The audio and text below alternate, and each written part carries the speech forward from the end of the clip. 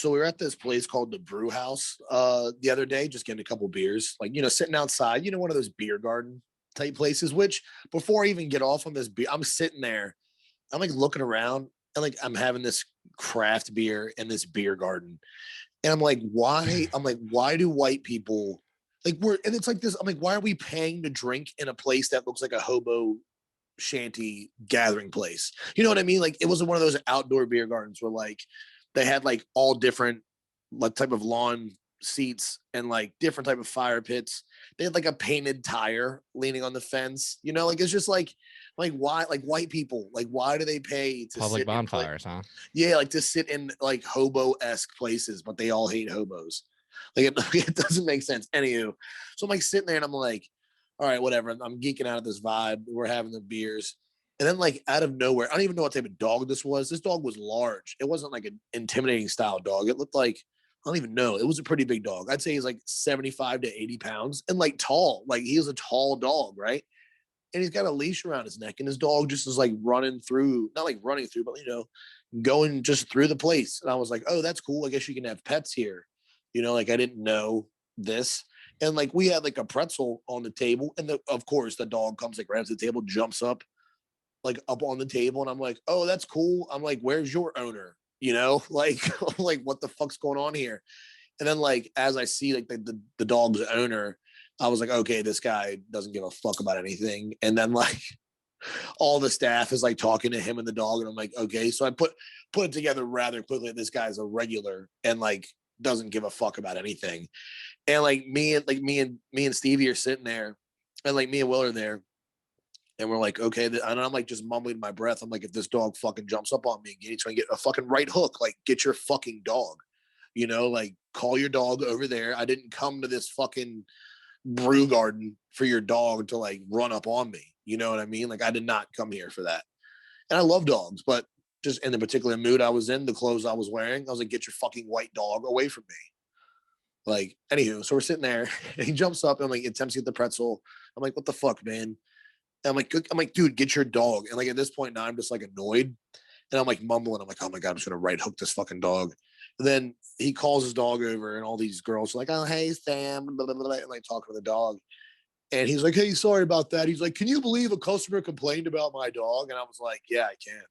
Like, yeah, don't fucking. He was like, yeah, my dog ate his sandwich, and then he complained. He was like, why'd you let my dog get your sandwich? And I'm like, well, maybe if he was sitting at a fucking table trying to enjoy a meal, and then like a dog came up and jumped and like took a bite out of his sandwich, like I'd be pretty fucking pissed off too. Dude, Like, this guy sounds very interesting. yeah, like I was like, I'm not on your team right now, bud. Like I'm not team dog. I'm team leave me the fuck alone. Like get your dog away from me.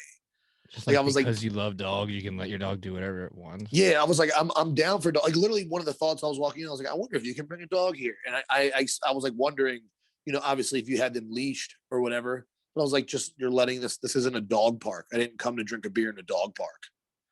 Well, would not go back and Yeah. And definitely I was leave a like, what the Google fuck? review.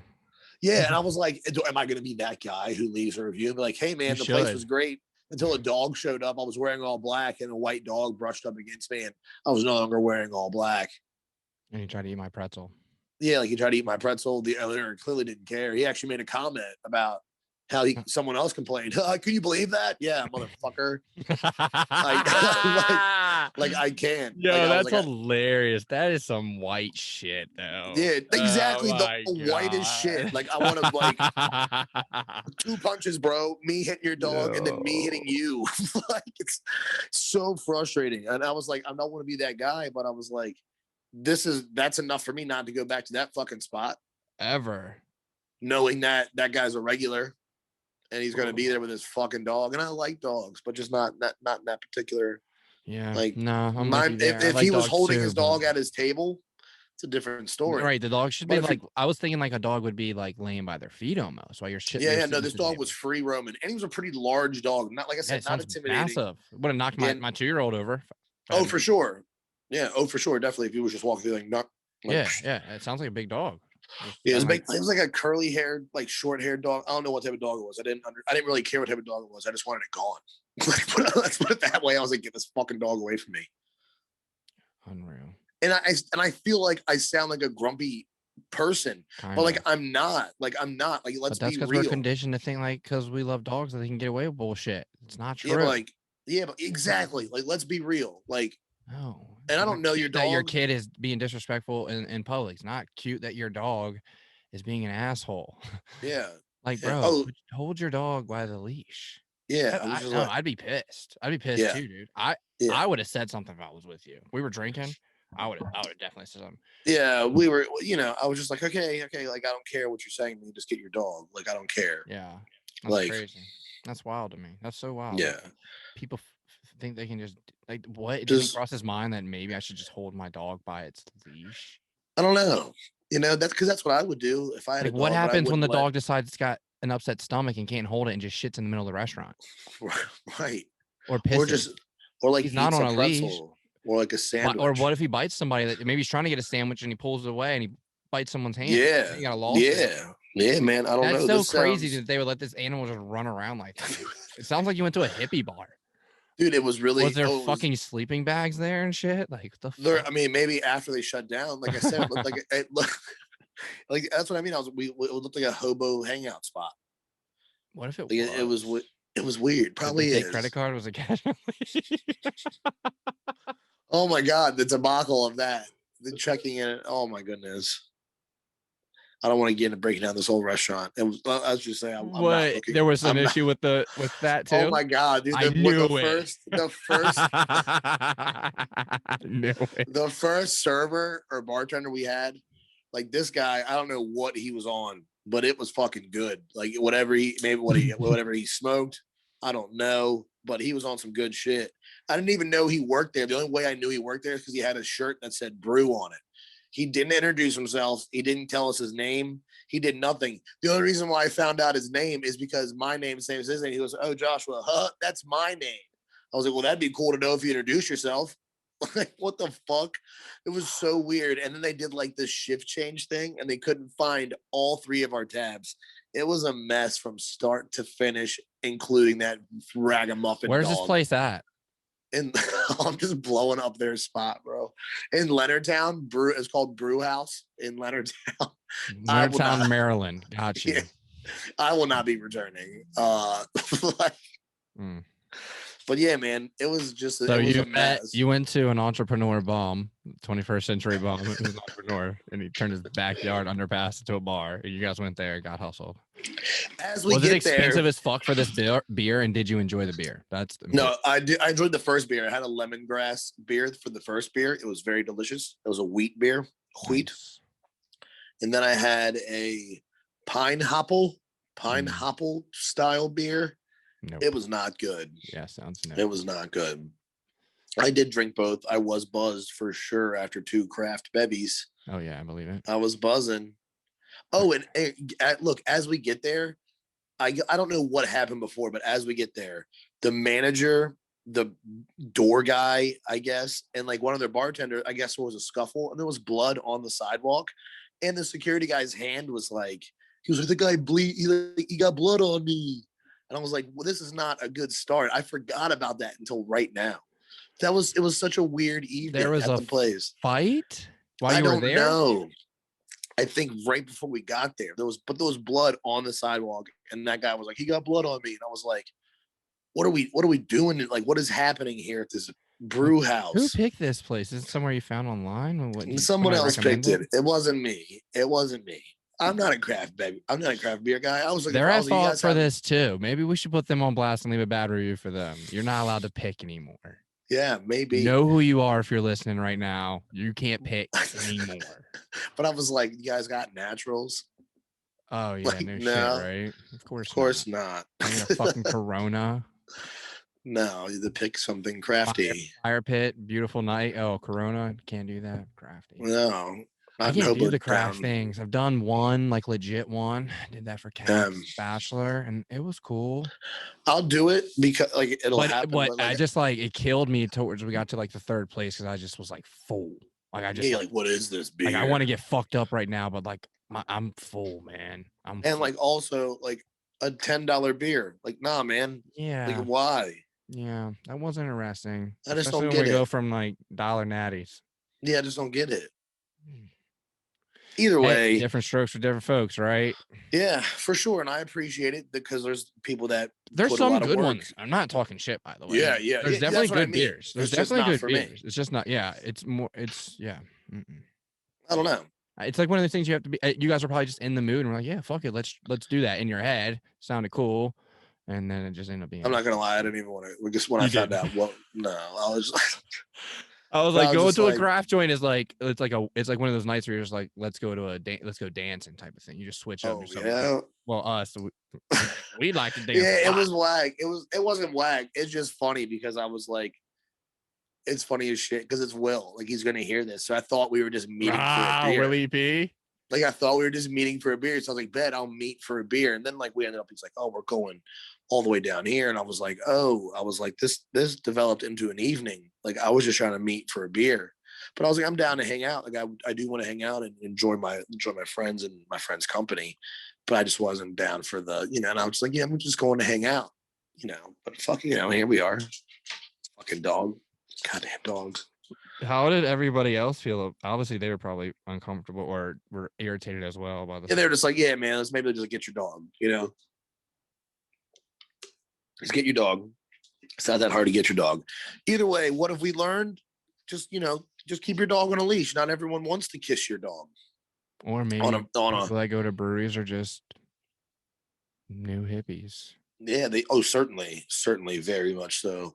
But yeah, maybe the lesson learned. Man. Maybe were the fire pits like in tin cans? Like they were trash cans. Trash cans with holes in them. Trash cans. Steel trash cans. Very modern. Very modern. Very modern. Very, very. Hey, look at me. Let's start a fire in a trash can.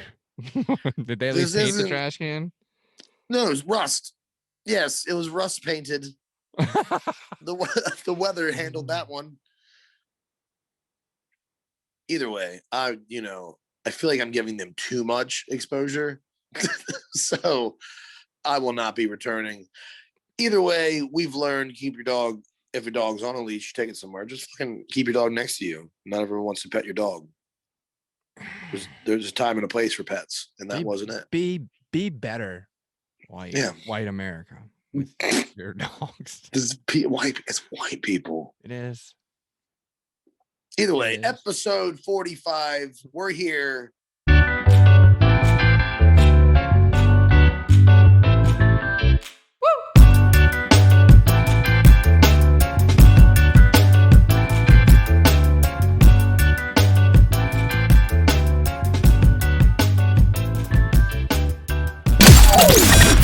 This is the Men Behind the Mitts podcast.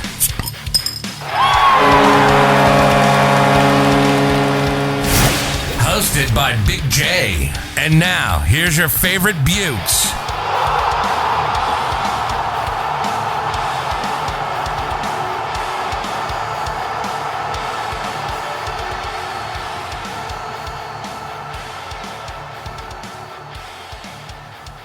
Coming in hot. I had to get that off my chest. I've been dying to tell that damn dog story. That damn, like that fucking place. I've been mad, like frustrated. Like this is annoying. And of course, like the more I thought about it, it got the more funny it got to me. But I would just kept making it like more jokes in my head, like just like, man, fuck this dog. Like, or maybe I want to give his dog a piece of pretzel, like extra cheese. Like, hey, motherfucker, like take that, like here, eat all this cheese. Should have dipped it in my beer. Yeah, something. I don't know, but I do like dogs, so I would never do that. I would just kid. Never. But yeah, episode 45. We got a good one lined up, guys. We have the Frozen 4 podcast joining us today. We got those 4 guys joining us, so we'll have a good time. Some good combo lined up with them. They're from Buffalo, and they're big Sabres fans. So we've got a lot of Buffalo-based questions lined up for them because Buffalo is currently trending to have the most losing record. Like they're trying to break the record of the most consecutive losses. Yeah, it's bad. But they're trying hard, and I think they're going to get it. So we've got Buffalo fans. Yeah, we've got a lot to talk about with those Buffalo guys. Yeah, a lot of opinions, I'm sure, coming out of there. Yeah, definitely. Yeah, 100%. You ready to? Yeah. Let's just jump right in. We're gonna come in hot. All right, guys, we're joined today by the boys from the Frozen Four podcast. We got Josh, Steven, Luke, and Stacko joining us today, man. We were previously on their podcast, so we definitely wanted to reciprocate. We had a great time over there, so we brought the boys over here. What's Feel up, free, boys? Man. Yeah, man, definitely. Thanks for joining the pod, guys, and I'm gonna let you guys do your own introductions, man. We got a lot to get over and a lot to roll in, so I'm gonna let you guys take it over. Yeah, sure. So my name's Steve. I met Luke's kind of the one who brought us all together. Except I brought in Stack. I'll claim credit for that. We're all Fredonia students. At one time we were all Fredonia students. Me and Luke have since graduated, but we just love hockey and we decided, hey, let's talk about it. Luke will go into kind of how we all formed, but for me personally, I grew up loving hockey. My older brother Dan, he's half brother, so he's older. He apparently got a flyer like after watching the 1980 Olympic team, came home with a flyer. He's like, Dad, I want to play hockey. So that's how it started. And then my older brother Mike wanted to play because Dan played, and then I played because Mike played, and it's in your blood. It's in your blood now. 22 years later, and a lot of years rooting for a really, really bad Sabres team, and still playing. I actually just came from a men's league game. We're Roads League. Oh yeah, nice. There you go. Lots of hand-me-downs, dude. I love a good story, bro. Well, I guess I'll jump in next, being as I'm one of the other non-hockey players on this podcast. So I just started playing a few years ago, but I've watched hockey all my life. My aspiration in life is to be Rick Jeanneret. So that's kind of where I'm going with it. But I like to always say, whenever I start off a hockey conversation, I was born about a month or two before the '99 Cup final. So I've been dealing with poor Sabres teams for my whole life. But yeah, so like Steve said, Luke just brought us together. I joined the radio station, and one day me, Luke, and another one of our friends were just talking Sabres players, and Luke caught up with me afterwards and was like, hey, podcast. Let's do hockey. And I was like, okay. Let's do that hockey. Yeah. So, but yeah, and since then it's taken off to what it is now. And I like to also point out that I'm the editor of the show. There you go. All the work post production. So take pride in that. I know. Yeah, very familiar. Take pride. Yeah, I was gonna say Silk's our guy. That's a lot of work for sure. Luke can do it, but yeah, I've had a lot of mornings where there's about 6 cups of coffee in my system, and a lot of hours listened to audio. For sure. A lot of hours listening to Steve swearing, right?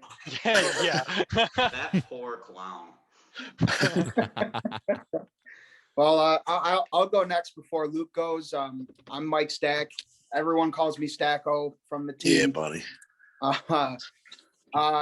Sort of like Steve, I grew up playing or watching until I was a bit of a late bloomer. I started, late by conventional standards. I started playing when I was roughly 7, 8 years old. A lot of guys started like 2, but I'm the, what do you say? How do you say I'm the run to the litter from this podcast? Because I'm a Leafs fan. I know. Yeah. Don't stop listening now. We still got like an hour or so. Keep listening, really. But yeah, I'm the black sheep of this podcast. I grew up a Leafs fan because my dad grew up a Leafs fan. He lived in Youngstown, which is the very tip of Western New York. And in the 70s, all he got was Hockey Night in Canada Leafs games. So he's watching the Leafs play Montreal or Buffalo because they were close. And he grew up a Leafs fan his whole life. He grew me up a Leafs fan. And so ever since it was go Leafs go, and then, played hockey all the way through high school, started playing travel as a freshman, and then nice. And then got to college and played club for 3 years, would have been 4 if not for the pandy, but that's how she goes. But last year, so me and Stack were on the same club team at Fredonia, and now he's the president of the club. Not really. Yeah. Yeah, Not but a big before deal. I was, Not a big deal. yeah, I was the general manager. I did all the actual work. Oh. Oh, Hey, Hey, I ran it since my sophomore year. But anyways, so about a year ago, like maybe 2 weeks ago, Yeah, we were three. in nationals for the College Hockey Federation, which it was the first year of this league because they broke away from the ACHA. So we're down there in Philly. We made it to the Elite Eight, and then that was the day the NBA shut down. The next day the NHL shut down, and we What a Yeah, that bummer, was the dude. day. That was the the day Rudy NCAA just Gobert. pulled the plug. That was the day Rudy Gobert went in the room and started touching all the microphones, and then they found out later he had COVID, and then Shit. done everything. I'll never forget that day. It was probably one of the saddest days, of my hockey career because, Steve was a senior. We had like 7 other seniors, and they canceled it. 3 wins away from a national championship. And we had just Heartbreaking. pumped the number 1 ranked team. Like that's ending score is only 5-3, but that's because they got a couple of crappy power play goals at the end of the third period. But we like dominated them. And I have the video evidence because yes, I bought my last game. Me and Luke were witnesses because that day we had just paid for the rest of the tournament to be able to watch it, and then it gets canceled. So it's not as bad as your last year of hockey getting canceled, but we paid like $60 to watch. It's pretty close. The whole team caught L's that day. The whole team. Every one of us. That's at sucks, least man. we ended off beating a bunch of Connecticut spoiled rich pricks who flopped at every available opportunity. We pumped them. Man, I remember just... the scariest thing about that because we weren't like really taking any COVID precautions. Like we knew about it, but we were like, "Oh, that's weird. It's really bad in Italy." And then like supposedly one of the kids had just gotten back from a foreign exchange trip to Italy or something. We were all like, "Oh my god! Like why the hell are we on the ice?" And then how am I just learning this now? Yeah. Really? You don't remember that? I don't remember that. Oh, that was horrible. Wow. But Luke, no one had tested positive at the tournament, so everyone was fine. That's good. No one got sick. So what you're saying is they could have played the rest of it probably. Right. Let's not play that game. I've accepted and moved on. All right. Now, so last but not least, Luke. So I'm Luke, and as I mentioned, I'm the one that kind of was able to find a way to bring us all together. Steve needed a roommate. I'm like, hey, I need a roommate because we're down a person. So I brought him in. He's my roommate for 2 years. And then I met Josh at the radio station. We talked some hockey. I knew Steve played hockey. I'm sure he liked talking about it. I'm like, hey, want to do a podcast? And then Steve brought in Stack, and I'm like, perfect. Let's just talk about hockey. And it's something that we all love to do.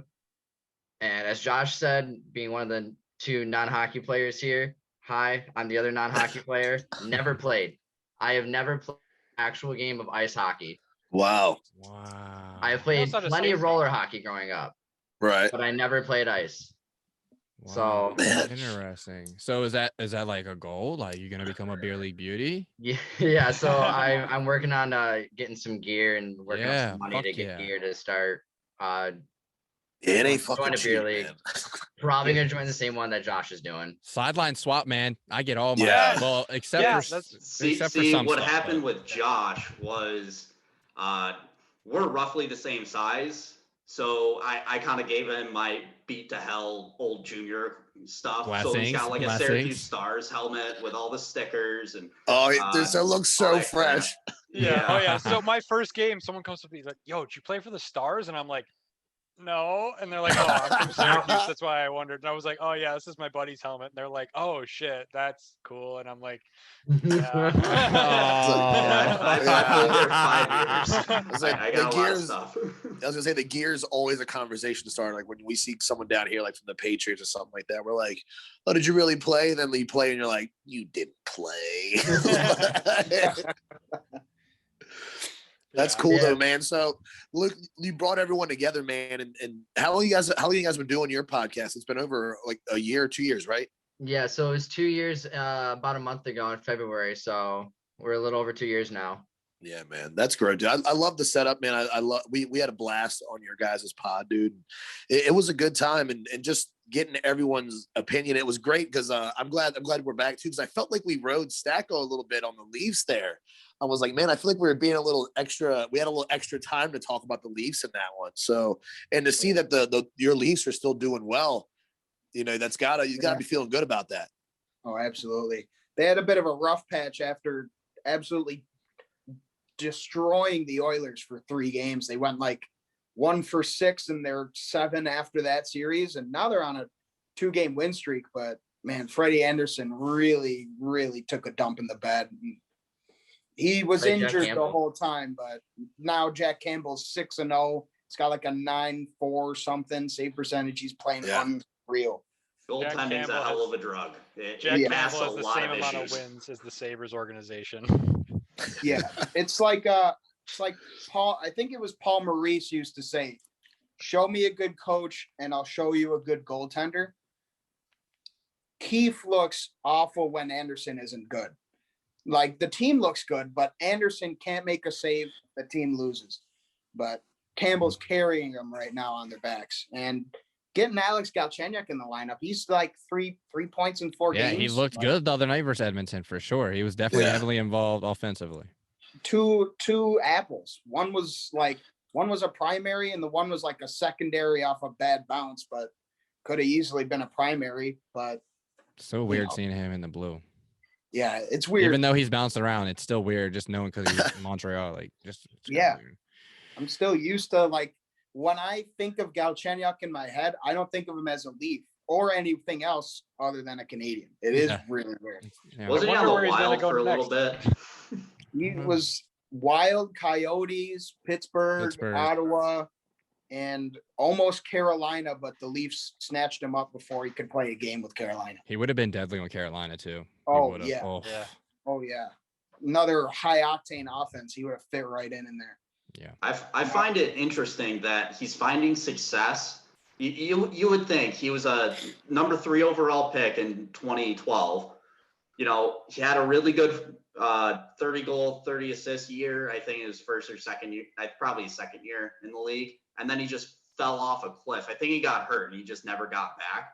You would think he would go to somewhere like Arizona, try and find his game where the spotlight's not on. No, he goes to Toronto, the fishbowl and probably the hardest market to play in. And now he's finding success. So. Some guys need that pressure. Well, if you think about it, Montreal's Very, pretty high pressure. Like, I don't know, Canadians fans are up there and like some of the hardest fans to play for, like with Philly and Toronto. And they'll get you in 2 different languages. Yeah, that's the worst part. It's Half of it's I in don't know French. what you're saying. Like, Right. And that's affected their head coach hiring though throughout the years. Like that's a must, and that's obviously not worked out in their favor. Yeah. And that's a little added thing you got to keep in mind with Montreal. I'm not saying the Canadians and like their fans are xenophobic, but the organization is very picky with who their stars are, who their coaches are, and I mean who's in the front office, who's behind the team. Like their last few coaches, Julien, Terrien, who's their star guy they wanted and they traded Sergachev for, Drouin. They like their French Canadians. And True. if They you're not really a French don't like Canadian, Russians. you kind of, and you're not like, sometimes it seems like, I'm not saying this is always the case, but it seems like if you're not a French Canadian in the market, and you're not playing up to standards, there's sort of not a target on your back, but you draw a little bit more ire that way, Absolutely. I feel like that's what happened with Galley, and like Radulov happened to him too, and they shipped him out. And Kovalchuk. I thought Yeah, Kovalchuk played well for Montreal. Yeah, He did. especially did. for I thought he Montreal. did too. Yeah, they hate Russians more than the Pagulas, which is hard to do.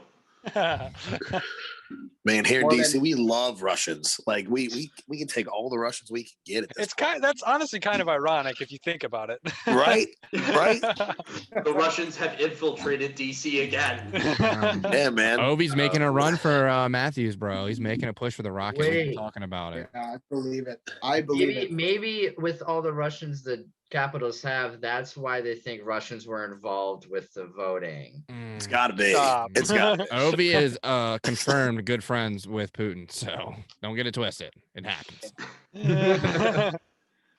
But the reason why I brought up Then there's Toronto the for you, narrative. Stack, is that we're gonna touch on that. But as Toronto's been going on, do you think I know we touched on your guys' pod, but as the season's going on, is Toronto the real deal still? Is this gonna be a team that's gonna stick to this pattern, or what do you think is gonna happen here? I think they'll come out of the North. I think they will make the conference finals, barring a massive collapse, which, being a Leafs fan, I know it. They're prone to it. But this team looks like no other Leafs team I've watched in my lifetime. They look more like 93 Leafs almost made it to the Cup Finals. And Gretzky's kink got tarped by the Canadians, but obviously the Leafs could have made it. They were really close. That was Clark. That was Gilmore. Wonderful years. Like, this is the best team they've looked in my lifetime. I'm 22, obviously, so I didn't see a lot of good teams in my memory. That's Like, right.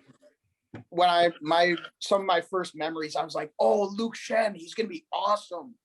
And yeah, we know how that went. Yikes. But this team, they're accountable. There's camaraderie. They talk on the ice. Like, I know it's like something we don't really think about a ton, but they're communicating. They're like yelling at each other for passing pucks and whatever. Like, I mean, in this last stretch where they lost 6 of 7, they were the better team in 6 of the 7. Right. Like, they only really lost because Anderson let in some fluky goals and they had some bad, miscues that, everyone always says you can't blame the goalie. What's he there for? You can't win when your goalie lets in 4 a fucking night. Pardon my French. Jeez. Like, they're always like, don't get hard on Freddie. He takes it to heart. He hears it. Like, every goalie in every market hears it when they're bad. Yeah. That's For what sure. the mute button's for. Yeah. Except for Montreal, because how does Carey Price still have a job up there? I feel like he's so fucking streaky. Yeah. No joke. Money in the bank. Yeah. Him and Bobrovsky, like last year, Bob was horrible. Now he's pretty decent, but last year that contract looked horrible, and it still does. But Yeah, he's good for a year. He's crappy for a year. That's kind of just been his career. But going back to what you're saying about the communication, it's a huge difference. Like, as you can see, the Sabres are terrible and they look miserable when they're on the ice. But I had an old coach who said communication is like having a 7th guy on the ice. Mm-hmm. Especially like when you're going to retrieve pucks as a defenseman, the position I played. Like, if you have someone telling you, it's like, rim it. I was like, okay, I'm going to do that. It's like, right up. Like, okay. Makes it a lot easier. That half-second difference means the world. For sure. It's the difference between making a play and having a turnover and then watching the puck go in your net.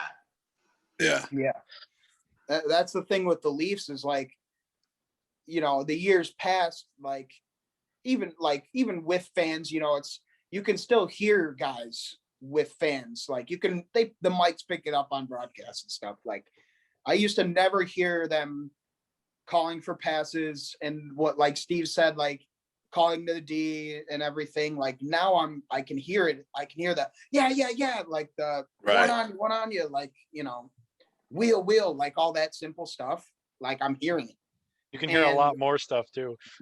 Yeah. I mean, like, would you guys be down if they made an option? We've talked about this before, me and Soap, but if they made an option where you could get all of that audio I'd pay $5 a game, whatever. You know what I mean? Give us access to all of that on ice audio, unedited. I want to hear it all. I want no announcer. I just want on ice mics. Just give me That'd on be ice. sick. I'd Yeah, love fuck that. yeah, I'd pay for that. NHL All Access. Yeah, exactly. Absolutely. Boom. That's what NHL All Access needs to be. Yeah, Like, that's boom.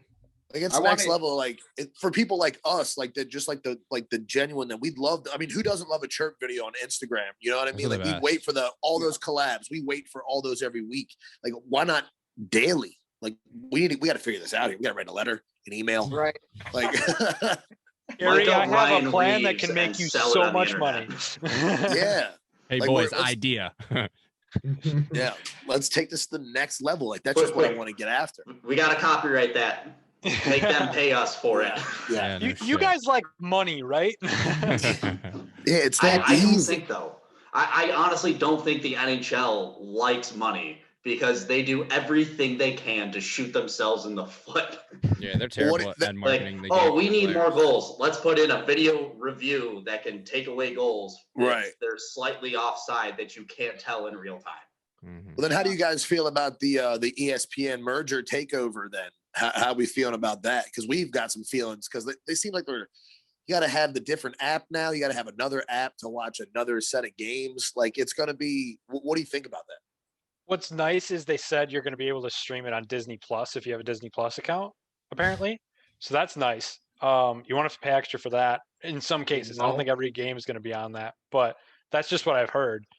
But I don't know. I think it's going to be good. I mean, give me Gary Thorne and I'll be happy. But that other than that, I don't really think they can. I don't think it's going to be good. Really? I use my NHL app every day. I watch every game that I can. Yeah. I watch them all. So I like being able to just jump in and have the full page be the team, or I can go straight to scores.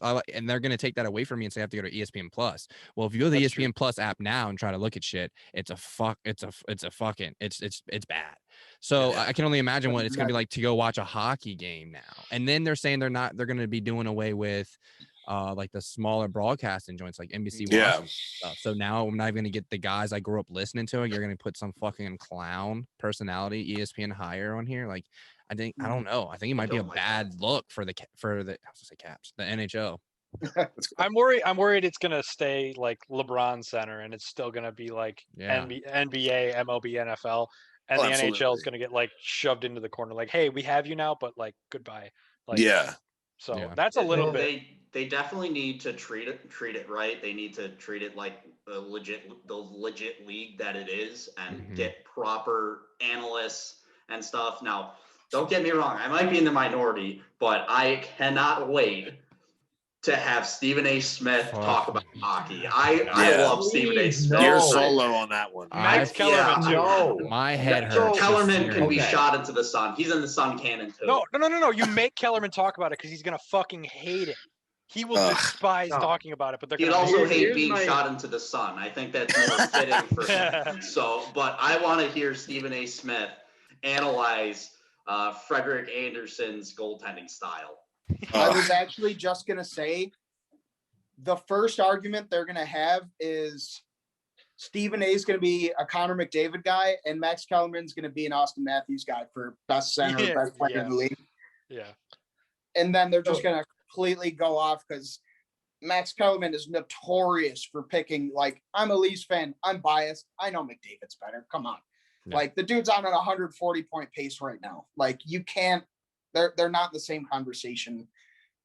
Points wise, like goals wise, like obviously there's something to be said there. But Max Kellerman is notorious for picking just the obviously wrong, egregious answer.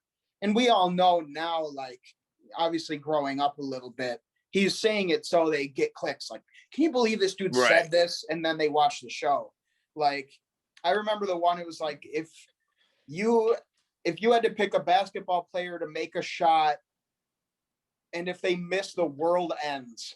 It was like Stephen A. Smith picked Curry, which 99% of people would pick. And Max Kellerman picked Andre Iguodala. He's not bad from three, but like, come on. So many other players you could have picked, even if you don't. I would have picked like Dame. I would have picked Dame. I would have picked like maybe Kawhi or someone else before. Even Braun, maybe. Yeah, This take is how Braun. I know that's a bad take. I know who Andre Iguodala is. I stopped paying attention to the NBA almost 10 years ago. And I know who he is because he was on the 76ers, and I used to root for Philly teams. Galaxy brain. My take on the ESPN thing is it's good for the revenue they're about to bring in because they're paying the NHL a shitload of money. Yeah. But I don't know. They don't have any analysts. If they bring back Barry Melrose, God help us all. I don't think he ever left. No, he's the only Bucci. one. Yeah, They got Greg Bucci there Wyshynski. too. And So because they still do the Frozen Four, I think. yeah, they need to they're bring doing us. They need to bring in legitimate analysts, guy or two from NBC if they decide to walk. Bring them in because if not, they have nobody as an analyst on ESPN. Yeah. They're totally gonna bring in Pierre. Oh, no. What's gonna happen to the NHL Network? Is that gonna still be a thing? I think it's all everything's getting absorbed. I think. But Yeah, but that's the thing is like they still have the NFL Network and the NBA Network. So Yeah, like maybe the channel will still exist under ESPN. so right? I'm hoping anyway. And if not, all the people that are there need to go to ESPN. Yeah, that's a lot Yeah, of like people they now have that you're to. thinking about it. You think about like Yeah. Sharp and Weeksy, like Weeksy, all those yeah. guys. If ESPN just gets Weeks, they're in. They're gonna win because 100%. I love that guy to death. Yeah. Mainly, I just Marty too, Braun. Yeah. Mainly, I just don't want to see the analysts they have try hockey. Stephen A. Smith doesn't know a damn thing about hockey. Neither does Max Right. Kellerman. I think they should not be allowed to even talk about it. Stephen A. Smith did a video. I forget if it was. I think it was 5 things I know about hockey. Yeah. And it's It was pretty funny. His And number one one of them was the puck it's is black. cold. Yeah. The puck is black. Yeah. Yeah, I was laughing my ass off. Like I find him just hilarious. Oh, that's the only thing I worry about is because I feel like the NHL it's misrepresented in the first place. Like it's barely on top 10. You know what I mean? Like you got goals like these goals we're watching. Like this is the best hockey's ever been. This should be. It's why the NHL Network has its own top 10 for goals every week, top 10 saves.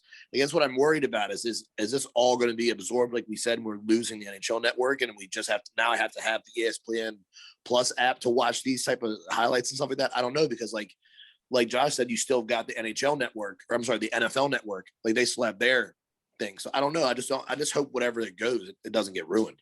Right. Now these games, they're also going to be playing some of the games on ESPN. Yeah. So my question that I want to pose to all of you guys, which team and or teams is going to be the most commonly played on ESPN? Toronto. Pittsburgh. Washington. I'll say Pittsburgh's my go-to. Washington for sure. can get a look just because DC in the location. The Rangers. I was gonna say I said Rangers and Washington only because the Rangers are the highest. Yeah. You know, the most. What's the word I'm trying to say? Value, They're the the highest most value. expensive, the highest, Right. highest value American hockey team. I say it's The definitely Leafs going to are be the an American highest team. Canadian, Mhm. I think. I The definitely reason think why it's I going to be say more American Toronto- teams because ESPN doesn't care as much about Canada as it will about. Well, also there's TSN, right? TSN has like Yeah, TSN is Yeah. ESPN's Canadian division, basically. Yeah, right. I Yeah, don't think anything's even going to change with that. So they'll have, Right. yeah. Yeah. If anything, I think down here in the States, we'll probably get more TSN analysts type shit.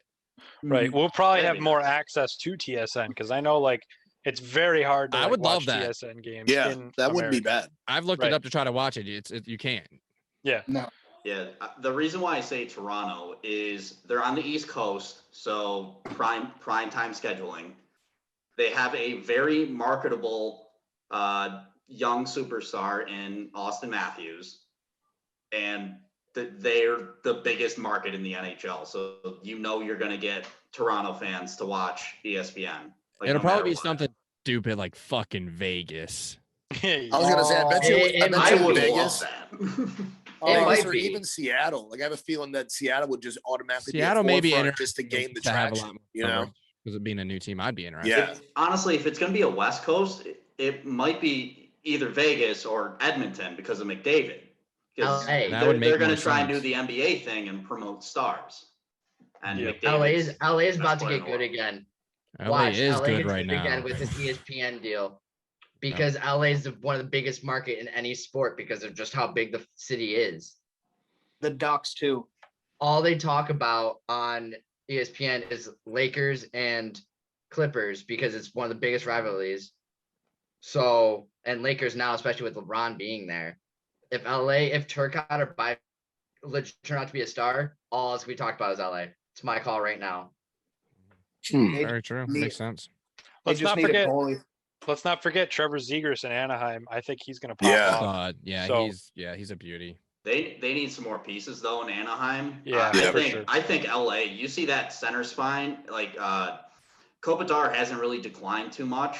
Mm-mm. So you've got him. You've got Turcotte coming, who's nasty. Like people forget he was drafted ahead of Zegras, just behind Jack Hughes Mhm. on that NETP team, and then they also have Gabe Velarde, who's a little more progressed, and he's really stepping in. He's probably going to end up being trade bait if Byfield and Turcotte turn out to be studs. Just their center depth, and they're going to be really good. They've got a lot of prospects, plus Kaliev, some other players. They got a lot of capital they can use to shift some guys around and be a dominant team for a while. Definitely. Either that or they pull what Toronto did, because Nylander, Marner, and Matthews were all centers, but after getting to the show, they switched Nylander and Marner to their wings. So they could even keep all those guys and just have them play wing. Yeah, and that could be huge, especially if they're all blossoming at the same time. Oof. Yeah. If anything, I think Turcotte would get shifted to the wing. You don't want to have Byfield on the wing. I mean, you want to have that 6'4" massive reach center in center ice. And Yeah. he's a phenomenal hockey player. Holy crap. I forgot how big Byfield. Yeah, Yeah, he's huge. that's a big boy. All right. Well, I want to switch gears and jump over to Buffalo, since that's the most liked team in this interview as we go along here. I got to jump out of the gate. This record, before we get to the record, I want to talk about this Eric Stahl trade and get your guys' opinion on it, because it was kind of like the picks that he got for him. So the Buffalo traded Eric Stahl to the Montreal Canadiens for 2 picks, a 3rd rounder and a 5th rounder in the 2021 draft. Who we thinking made out on this deal? And are you guys happy to see that move and to get the opportunity with some picks going? So I think Montreal won this deal. I think Stahl turns it around in Montreal in a better system and a better team. I think Stahl plays kind of like he did in Minnesota. I think he has actually regressed in this game. His age is starting to catch up to him, but Yeah, I he's think 36 now, so I think he's still a very reliable third at this point now, and Montreal could always use depth. So I think they win, especially because of how weak this draft class is. Yeah, the draft picks are kind of whatever. I mean, it's nice to at least got a couple of shots at the dartboard at this point, hoping to get a second, but the way he's played, you're not going to get that.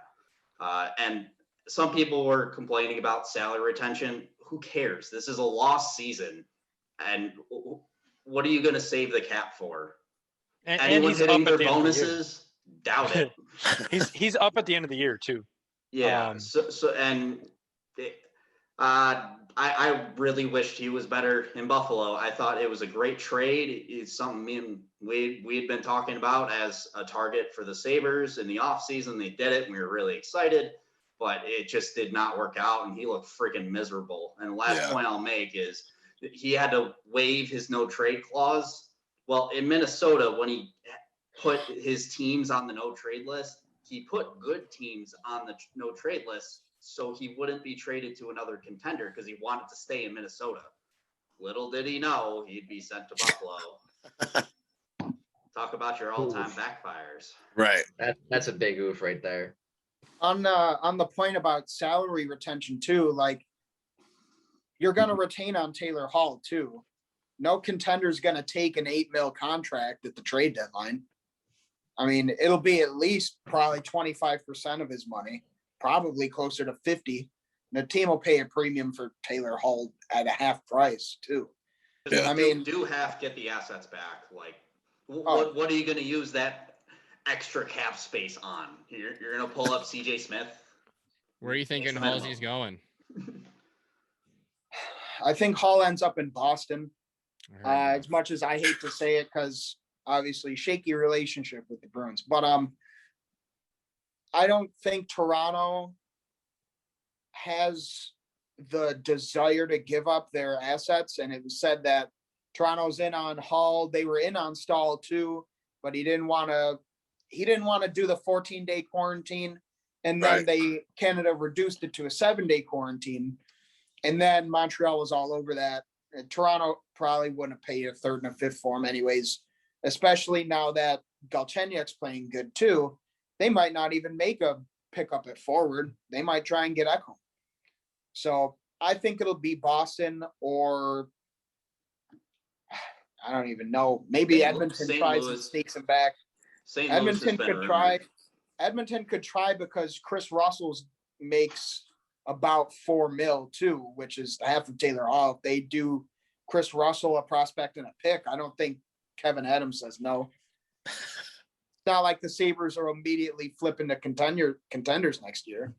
I mean, they'll probably be middle of the pack, closer to the basement.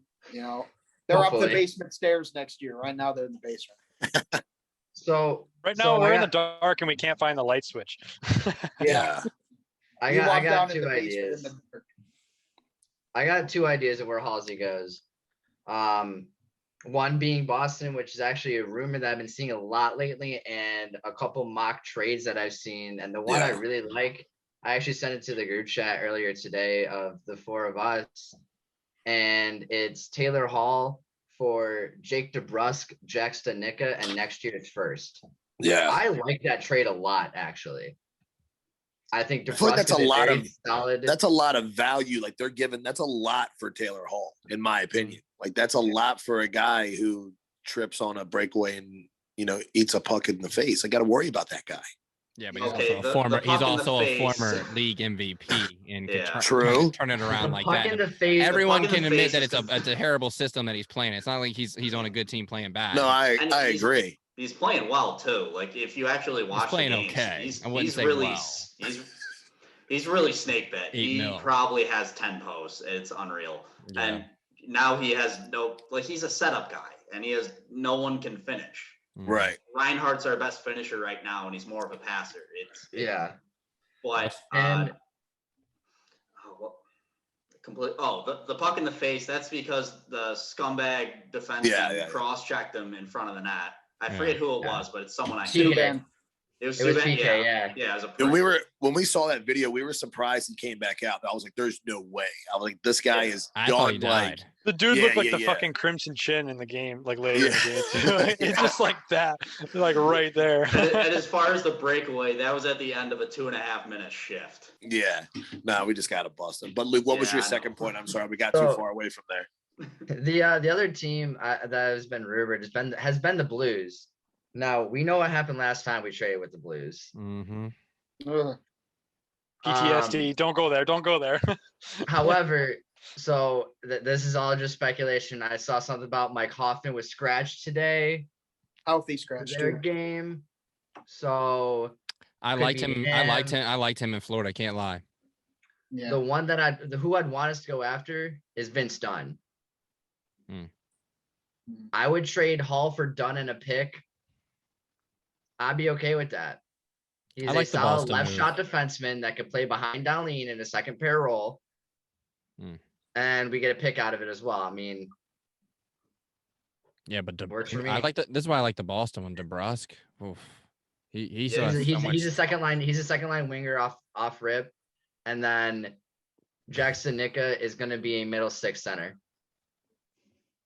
So here's what I've been thinking. I just looked, and I don't know if I'd really want Hoffman because he's kind of in the same boat as Hall. He's only on a 1-year deal, so we'd still have to re-sign him at the end of the year, which is rough because you Not don't know if gonna he's going to want to resign. stay. Yeah. So I don't really know if they'd target Hoffman. If they do, geez, like why? Why? But So it sounds like Adams is something they smarter would than do. that. Right. yeah, right. But with the Boston thing, so I look at it this way. I mean, sure, DeBrusque comes in and he's probably a second line center, but if Hall's not there, he could or a second line winger. If Hall's not there though, I think he could go up into the first line. Screw it. You got nothing to lose. Just try him out somewhere. Put him with Cousins and Reinhart. See what happens. Put him with Middlestat and Reinhart or Middlestat and Cousins. Like just try stuff out. And if you think about it with Studnicka, next year you have a healthy Jack Eichel at 1, a healthy seasoned Dylan Cousins at 2, and a healthy seasoned Jack Studnicka at 3. And then maybe, just maybe, they bring up Arttu Ruotsalainen and put him at the 4th line center and shoot Cody Eakin off into Europe somewhere. And R2 wing, keep Sheehan. I want to see us keep Sheehan too. I Honestly, kind of like Sheehan a lot. And Lazar. Sheehan was the best signing for the value. It like when you look at like the contracts and what they've done for the team, Sheehan was one of the best signings when you look at his value. Like I would argue Lazar was the better. They basically I'm saying the like same. new guys. Yeah. I'm saying like bring it True. newcomers. So if I could add one thing about Hull, that Boston deal is an awful lot of value. Yeah. But at the same time, you got to think Taylor Hall's a guy who wants to play with great players. That's why he signed in Buffalo in the first place. Right. I mean, that's why he wanted out of Jersey, is because he was the number one guy. Doesn't seem like he wants to be the number one guy anywhere, but he also doesn't want to be almost a depth piece, because if he goes to Boston, he'll be second line and probably second power play too, because they got, their first power play, you got to imagine, is probably McAvoy, Krejci or Coyle, and then the big 3 line. Like, he's probably going to be second fiddle in Boston, and we know he's got pretty much got the ability to nix a trade, because didn't they say his agent? They asked him if his agent were to like offer him a trade, like to start listening on trades. He said, yeah, he'd listen, but at the end of the day, he could still say no to Boston. Right. If he wants a cup, I don't see why he would say no, because Boston's a good team as it is, and they had him and they're serious again. But I don't know if he'd want to go to Boston. I think, like I said earlier, I think Edmonton could be in there if they make the right deal.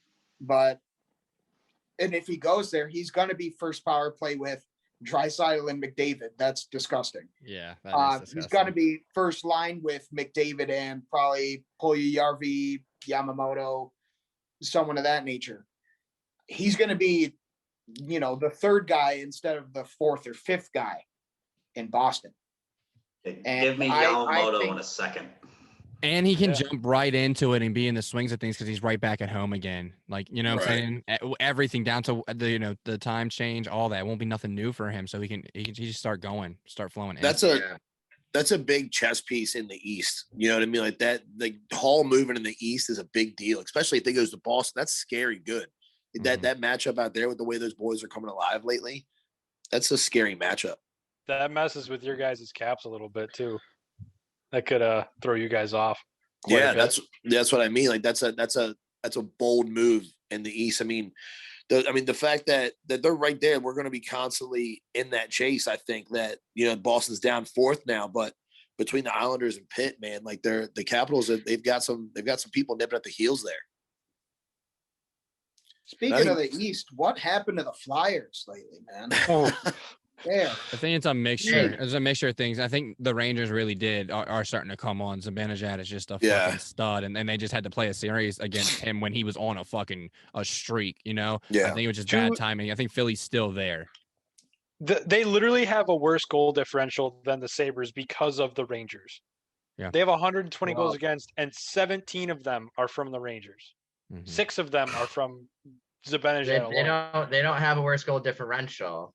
Well, they have worse goals against. I'm sorry. Yeah, you're right. It's like Carter Hart goals against is 4.03. Jesus. Yeah. But hey, I think, you guys got to give not you guys, but people have to give Carter Hart more of the benefit of the doubt. He's 22. He Absolutely. came off He's 2 22. amazing years. Yeah, he came off 2 amazing. He's mine and Stack's age. Like, yeah, for sure. this guy is like the youngest goalie in the NHL that's like performing, that was like on a pedestal, and now like look at maybe Shesterkin and Georgiev. Maybe in a couple of years they go down to where Hart is, and then they bounce back up. Yeah. So I think Hart's going to be bounce back from this as long as he gets the right coaching and the right atmosphere around him. Because as I said before, Philly is a very mean market. For sure. I think depending on where you stand as a Sabres fan, if you want them to just, screw it, lose out the rest of the year, or hey, do you want to win? Maybe if the Flyers just stay like this for one more day, because the Sabres face them tomorrow. So break that. Is that the light at the end of the tunnel? I don't think it's the light. It's not the light at the end of the tunnel. I don't think you guys could beat a hurt Philly. It's not the light at the end of the tunnel. It's like a street light, like halfway through the tunnel. Yeah. It's a light. You guys are a fly, though. It's a candle. It's a candle. It's like in that SpongeBob episode with the "You are at rock bottom." It's the bus sign. Right. Like he's just standing there waiting. Tough elves. Man, so that kind of brings me to my big question with Buffalo. I was sitting there the other night and I was like, I wonder what these guys are feeling about Buffalo. Like they feel about the Buffalo the way we feel about the Caps. And I was like, I know what it's like for us all these years. And I was just thinking, I was like, I want to do a little this or that. I was like, I want to see how they feel about it. So here's the thing I'm giving you. Not this season, next season, maybe this or that. You got to choose this button or that button. And each button is going to affect the other. Taking a Stanley Cup with Jack Eichel as captain next season. But if you take that pick right there, you have a 20-year drought. Like that. And this is, and please, I just loved all your faces immediately.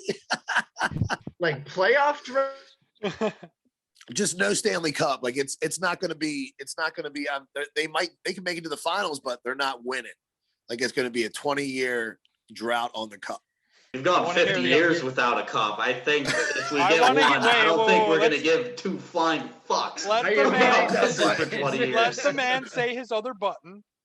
No, that's it. That's a choice. Okay. That's your choice. So it's either but you can walk away from it and then you just let it ride. But if you hit that Eichel button, you got 20 years, no cup.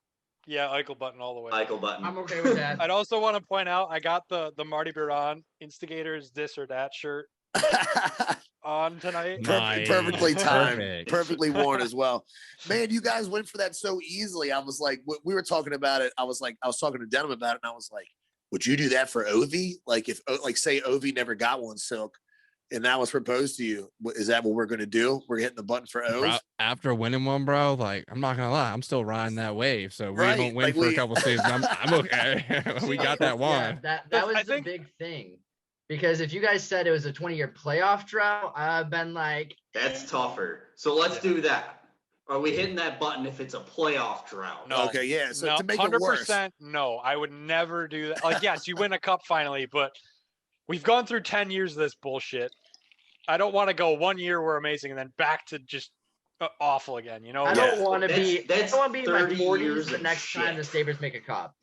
Yeah. It's 30 So years. you guys would all absolute... rather invest long term here, huh? Yeah. See, that's right. Well, think about it. I'm the optimist. I'm already looking forward to next season. I'm already excited. I'm not even kidding. Like that's just called being a Sabres fan now. Right. Yeah. We'll get them next year. I would still hit the button. I would still take now. I'm not one to be short-sighted. I'm usually looking long-term, but this has been painful enough, and to see that man raise that cup in not this uniform, but in a Sabres uniform would be so cathartic that I think we could take it.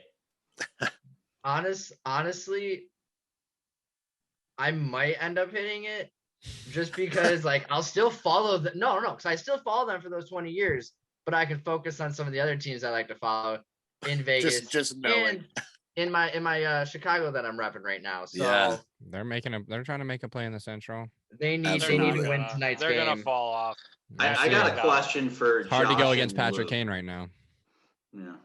I got a question for Josh and Luke. What's worse, intentionally tanking or this season, which is essentially a tank? What was worse, the 14-15 season or this season? This season, hands down. Yeah. Because Why? we were not supposed to be tanking.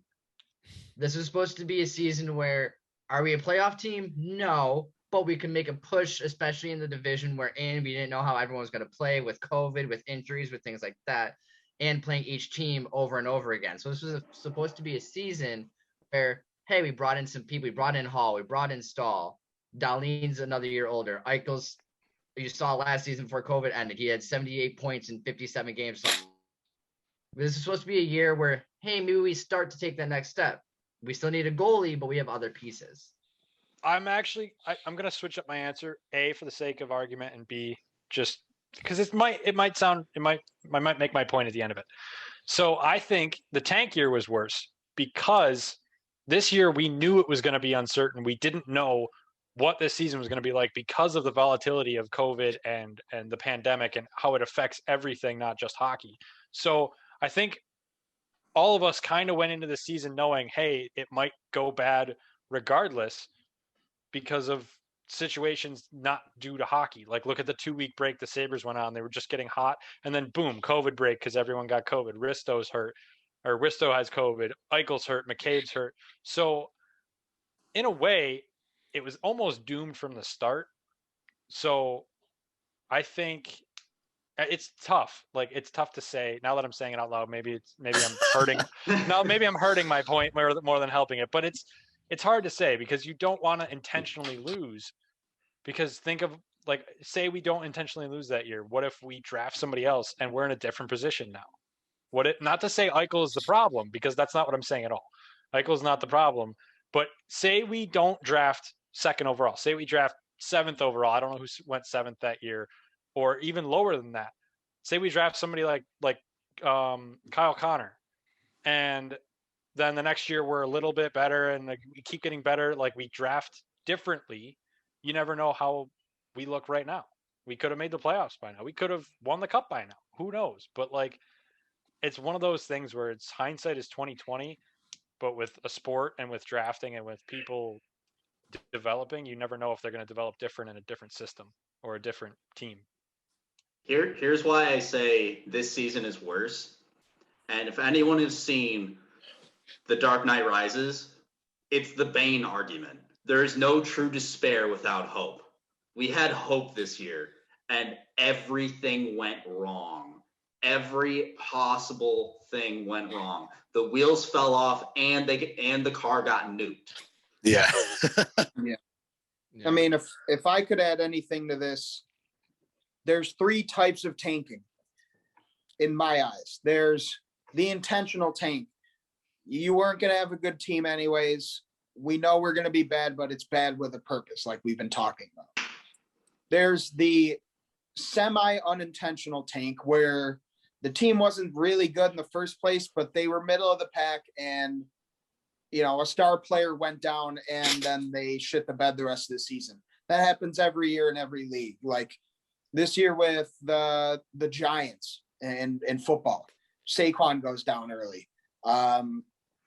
The Panthers, McCaffrey went down early after an MVP-like season. Like, and then those teams sucked and missed the playoffs. But they weren't awful. They weren't great. Then there's this year with the Sabres, this type of tank where you don't really know what you have anyways, but there's potential. And then the on-ice product is completely the opposite of your expectations.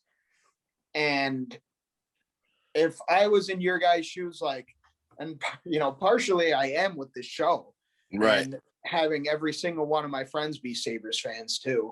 Like, hearing all my friends like, God, they look horrible. And like, they just got scored on already. Hutton sucks. Like, all my friends, like my different group chats and everything, like every night it feels like every other night it's something else, something new. And I feel like I type that on a nightly basis. Yeah.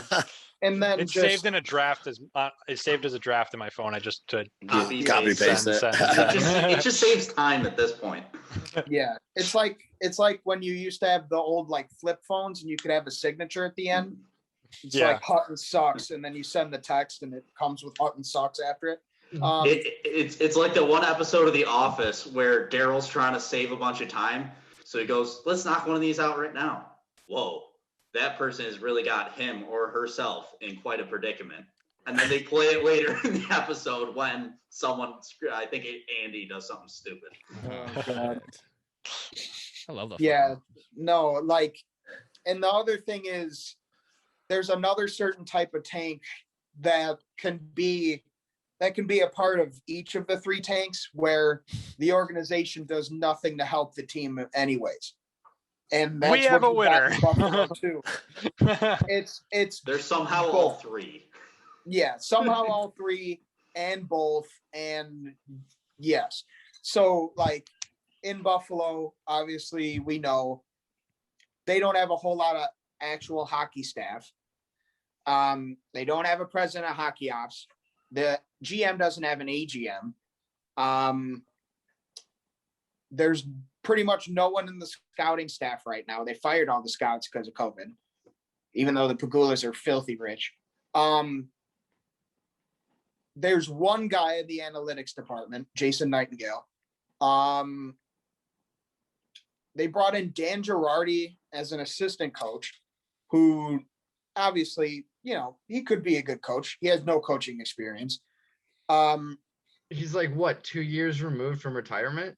Yeah. Yeah, like, so the plan for him, he was supposed to be, you know, a development guy, kind of like how Matt Ellis went that route and now is starting to get more into coaching and get experience that way. But because of everything that's happened and the complete and utter mess that this team is, they had to rush their timeline. Yeah. It's like, to me as a Leafs fan, it's a tale of two rebuilds. Because up until 2013, 14, 15, roughly, Leafs were garbage after the turn of the millennium. Like 2004, roughly, after 2004, Leafs were garbage for like a decade, almost. And Shanahan comes in, he has the Shana plan. He brings in Dubas. He brings in Babcock eventually. They intentionally tank and they hit number one with Matthews. The year before, they hit with Marner. And even after they got Babcock, Dubas, even as AGM, brought in his guy, Sheldon Keefe. There's levels to this shit. And the Sabres are stuck on level one, you know? And Yeah. they keep, you know, it's like if you're playing Super Mario and you like can't make a jump over a section, or like you keep getting killed by one of the fire plants. I forget what they're called. But anyways, they just keep getting nailed by this fire plant over and over. They get hit by a shell. It's like I was hearing that the wife. I was hearing that because the owner's wife is more involved with the hockey team. I was literally about to say the fire plant writes the checks for the team. Yeah. Yeah. That's what they're talking about in the locker rooms up here, and I'm just like sitting over there like, oh man, I don't know. They're literally like just replaying the tutorial. Like, what's the jump button? Oh, it's A.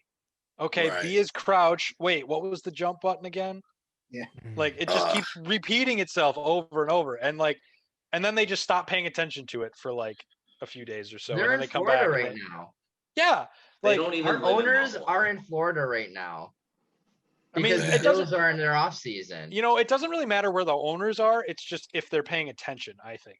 Like, I don't want them to pay attention. When they actually Our owner is like in every game. Steve's got a point. Not Steve's got a doing point. things is what they should be doing. Yes. If you guys go on YouTube, there's a guy, Urinating Tree. He does, I know, obviously strange name, but he's like Steve, but has a I don't YouTube urinate on channel trees. and thousands and probably has over 1 million subscribers by now. Like, he did a video within the month called "The Duality of Franchise," a comparison between the Bills and the Sabres. And the Bills, we know now they're poised to be Super Bowl contenders for 5 years, maybe more. As long as Josh Allen's a Buffalo Bill, they're going to have a shot. Like, but that's because, and Terry Pagula owns both. Pagula Sports and Entertainment owns both teams, the Sabres and the Bills. With the Bills, they hired Brandon Beane, smart guy, GM. They let him do his thing. Same thing with Sean McDermott. Beane brings in McDermott, great coach. Other way. It was McDermott that brought in Beane. Yeah. Right. So basically, they brought in their guys, but the Pagulas left their hands off. They're like, we don't really know. We're going to let you guys do your thing, and we're just going to give you paychecks. Just do your thing. Make sure. Right. The Sabres, it's the complete other way around. They've got their hands in everything. Like, they even showed the draft video, I think. And no, it was when they signed Hall. Yeah, when they signed Hall, and they had Pagula talking directly to the GM. So he's got his fingers in everything. And I mean, I don't think Pagula knows a ton about hockey. If it's not obvious, he doesn't know a lot about football, and he lets the football guys do their thing. They're not letting the hockey guys do their thing. But he obviously thinks he does know a lot about hockey then. Right. He bought the team because he was a fan of the team. It's his team. wife that does it, that handles the hockey stuff. Kim handles the hockey. That's what I was hearing. Yeah.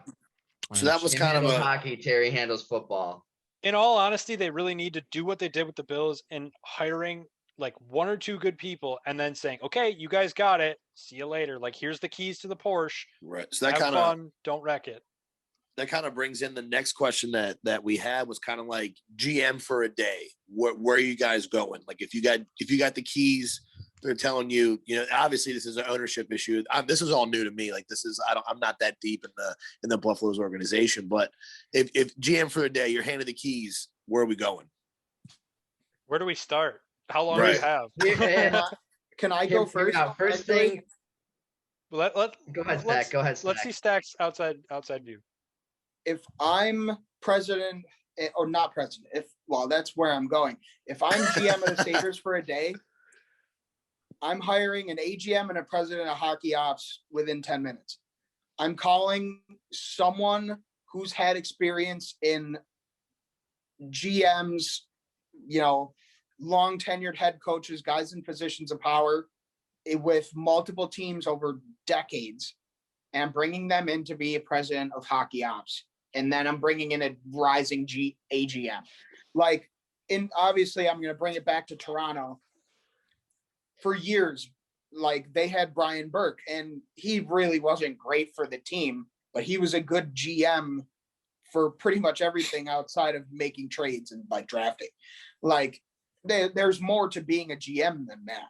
And now this year, he and Ron Hextall go to Pittsburgh, and after they get hired, Pittsburgh goes on a tear. Pittsburgh was awful to start the season. You guys remember? Mm-hmm. And then Jim Rutherford was like, yeah, I'm gone. Sorry. And then they were like, oh, what the fuck do we do? And then they were like, hey, Brian, you want to get off of Sportsnet and come be president of hockey ops of the Pittsburgh Penguins? And he was like, yes. But Brian was GM of multiple Canadian teams, multiple teams outside that, Anaheim, Vancouver, Toronto, Calgary. He's been in their front offices for decades. He's smart. He knows the game. Buffalo needs that. And then, Toronto again, when Lou Lamoriello was GM, he had two AGMs. He had Kyle Dubas and Mark Hunter, Kyle Dubas, rising star, Sault Ste. Marie was often when he was there. And Mark Hunter, he's got his fingerprints all over Hockey Canada. It was a smart move. They could all learn from each other because they were all different too. Lou, we all know he's old hard ass, almost gangster style head coach, or not head coach, style of GM. Kyle was, analytics, statistics based information mixed with some eye test. Guy from Moneyball. Pretty much, yeah. And then Mark Hunter was eye test, and I like this guy, that sort of deal. And they all kind of went, ping-ponged off each other. And then when it was time to get rid of Lou, they were like, yeah, we're taking Kyle. And obviously it's paid off. Buffalo needs more people with experience in the organization. Ranto. All right. Run with it, Luke. Run with it. First thing I am doing is I am calling Terry and King Bagula, and I am saying you're going to let me do what Brandon Beane and Sean McDermott have done with the Buffalo Bills. You're going to let me do anything that I want to do, just like Brandon Beane has with the Buffalo Bills. He's going to restructure contracts. He has brought in some of the most amazing talent the Bills have seen in decades. I'm going to do the exact same thing. Go out, and I'm hiring either Bruce Boudreau, or I'm going to try to find out where Chris Taylor is right now. New Jersey.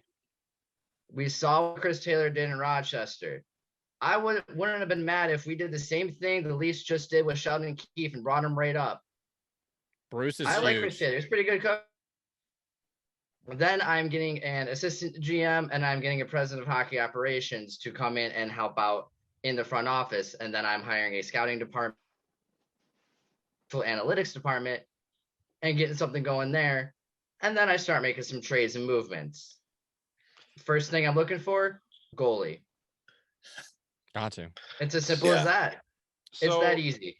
I agree with Luke on most fronts. I will say that it's not for sure, but it's expected that they'll announce Jason Karmanos as assistant GM in the next few days.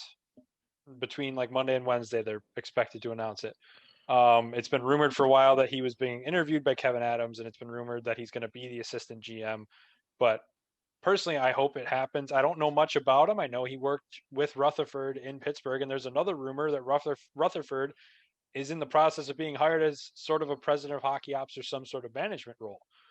That would be pretty good, I think, because Rutherford, as dumb of some trades he made at the end of his tenure in Pittsburgh, he's not going to be a general manager. He's going to be a president of hockey ops. He's going to be there to help out with drafting, with trades. And Karmanos was supposedly Rutherford's like, hey, don't do that guy. Like, oh, hey, why don't we trade Crosby for Antti Ranta?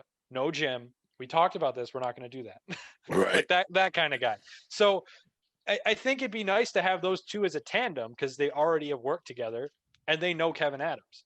Karmanos was in Carolina's organization when Adams played there, I believe.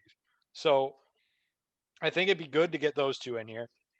Like Luke said, scouting. You need to get scouts. You don't have a single scout in Russia, Finland, or the Dub. You drafted Risto out of Finland. You drafted Dylan Cousins out of the Dub. What are you doing? That's where you've gotten some of your best talent.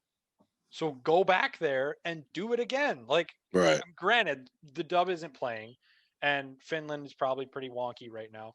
But if I'm GM for a day, I pick up the phone and I call the surrounding areas where there's WHL teams or where there's Finnish hockey teams and say, hey, will you be my agent? Hey, will you be my agent? And because then you already have someone there that doesn't have to quarantine, that doesn't have to go through all the bullshit. Right. And you just put your feelers out there and try to get someone that knows something about hockey in that area, which I guarantee you can, and hire them. Like, it's that simple. Like, then you don't have, like I said, you don't have to go through all the bullshit and all that. But as for trades, honestly, I wouldn't make many just because this season's a wash. I'd focus on like the internal stuff first, right, and then use the off season. Well, obviously it's only a day, so, but yeah, sorry, rant over. It's gonna be a hell of a day, but here's what I'm doing. I'm obviously going to the ownership with a contract that they must sign or they don't eat. That they do not touch this team. You sign checks to pay people. That is your role. We will make you money if you stop fucking up our team. So that's number one. But it's rumored like the Bills actually have it in writing. Like Beane and McDermott are the ones running the team, and they sign checks. Doing that. Building off of you guys, bringing in the AGM, bringing in a president of hockey ops, just to have more of a collective group. Like Kevin Adams needs support. Like he's a first-time GM, and he's on his own. He knows hockey on his own. Yeah, for he sure. knows the game, but he needs to just someone to bounce ideas off of that doesn't have the last name Pagula because they're idiots. Right. So, and then as far as the team, one, Boudreaux. It's Boudreaux or bust at this point. I also like Gerard Gallant, but you need somebody coming into that locker room who's like, all right, I've won, you haven't, you're doing it my way. Yeah, I'm a big fan of Gabby too. I'm a big fan of Bruce Boudreaux. We had a tail. He knows here. how to win, and maybe not all of it. Not he can't get you to the shit, but he can get you to the playoffs. Guarantee you that. Yeah, for sure. Like we established earlier, there are a lot of things I would do, terrible things to get back in the playoffs or to have 1 year with the cup. Horrible things. Well, but so as far as the team construction, all the UFAs besides Allmark, you're all getting shipped out. Total fire sale. Bring up the young guys. Have them, learn on the job. It's like, all right, we'll see what we got here. If you don't expect them to be on your roster next year or the year after, ship them out. One more thing I wanted to add to mine is I will also continue the Carolinification of Buffalo. For those that don't know that are listening, a lot of the people the Bills have gotten have been from the Carolina Panthers. Kevin Adams came from the Carolina Hurricanes organization. So did Jeff Skinner. So hear me out. The Bills did a good job in bringing in a bunch of Carolina people and becoming good. So what if the Sabres do the same thing? Right. It all didn't work out. Yeah, well. I was also going to throw in, so one of the other guys that's been in coaching talks for the Sabres is Nate Lehman from Providence. I wouldn't bring him in as a head coach. I would bring him in as an assistant or like some form of developmental coach, because then you can get him involved in the NHL and kind of do like a Sheldon Keefe scenario where you could maybe get him in the NHL for a little bit and then put him down in the AHL for a while. And then when Bruce Boudreau runs his course, bring him up to the NHL and boom, you like basically have a pipeline for players, for coaches, and for management. Do what every other team does with anything else and just do it. It's literally like you have schemes of 30 other teams in front of you. Even Seattle, like, look at what they're doing. They're still somehow doing better than us, and they don't have a team yet. I say they're ranked higher. They're ranked higher. Deservedly. Their front office is already better than ours. Yeah. And it has Jason Botterill in it, and it's still better than ours. That's saying something. Honestly, in his defense, some of the worst things he did were because of the Pagulas. That's fair. Yeah. Ryan O'Reilly and the Skinner deal. Mm-hmm. Not much you can do. O'Reilly guy who and then signs your checks. Yeah, that's a slap in the face. Pain. Just I know this is kind of backtracking to our last segment, but when we talked about tanks and rebuilds, the only reason Buffalo is still like this, besides from the Pagulas, is when they tore down the rebuild, they tore down to the studs. And the Leafs did too, but they still kept Bozak, they still kept JVR, they still kept Nazem Kadri. They got significant return for Phil Kessel, and he was there for a good part of the rebuild too. That's a playable team. That team's going to be not last. It's not going to be close to middle of the pack, but it'll be 20 to 30 range. And it was. Buffalo, I mean, come on. They tore down everything they had and whiffed on all their draft picks outside of the top 10 and some even in the top 10. Right. Looking at you, Alex Nylander, you bum. Well, and when you think about it too, like Steve said, they tore down to the studs, and they also they left no goalie. We were rotating goalies. We have been rotating goalies since Miller left. Imagine if Allmark didn't turn out to be a good goalie. He was a 6th round pick. We would have nothing. Counterpoint. Imagine if Robin Leonard didn't fall into a pit like Ryan O'Reilly did here. Right. Yeah. Mm-hmm. I blame the Pagulas. If they had Evander Kane, Ryan O'Reilly, Sam Reinhart, and Jack Eichel, with a healthy Robin Leonard, the team's sick. It's a different squad also, for sure. Why must you hurt me so? So think back to the year. My job. Think back to the year we gave up. Adam. Oh God, the year we gave up a first for Robin Leonard was the big year since this year for goalie free agents.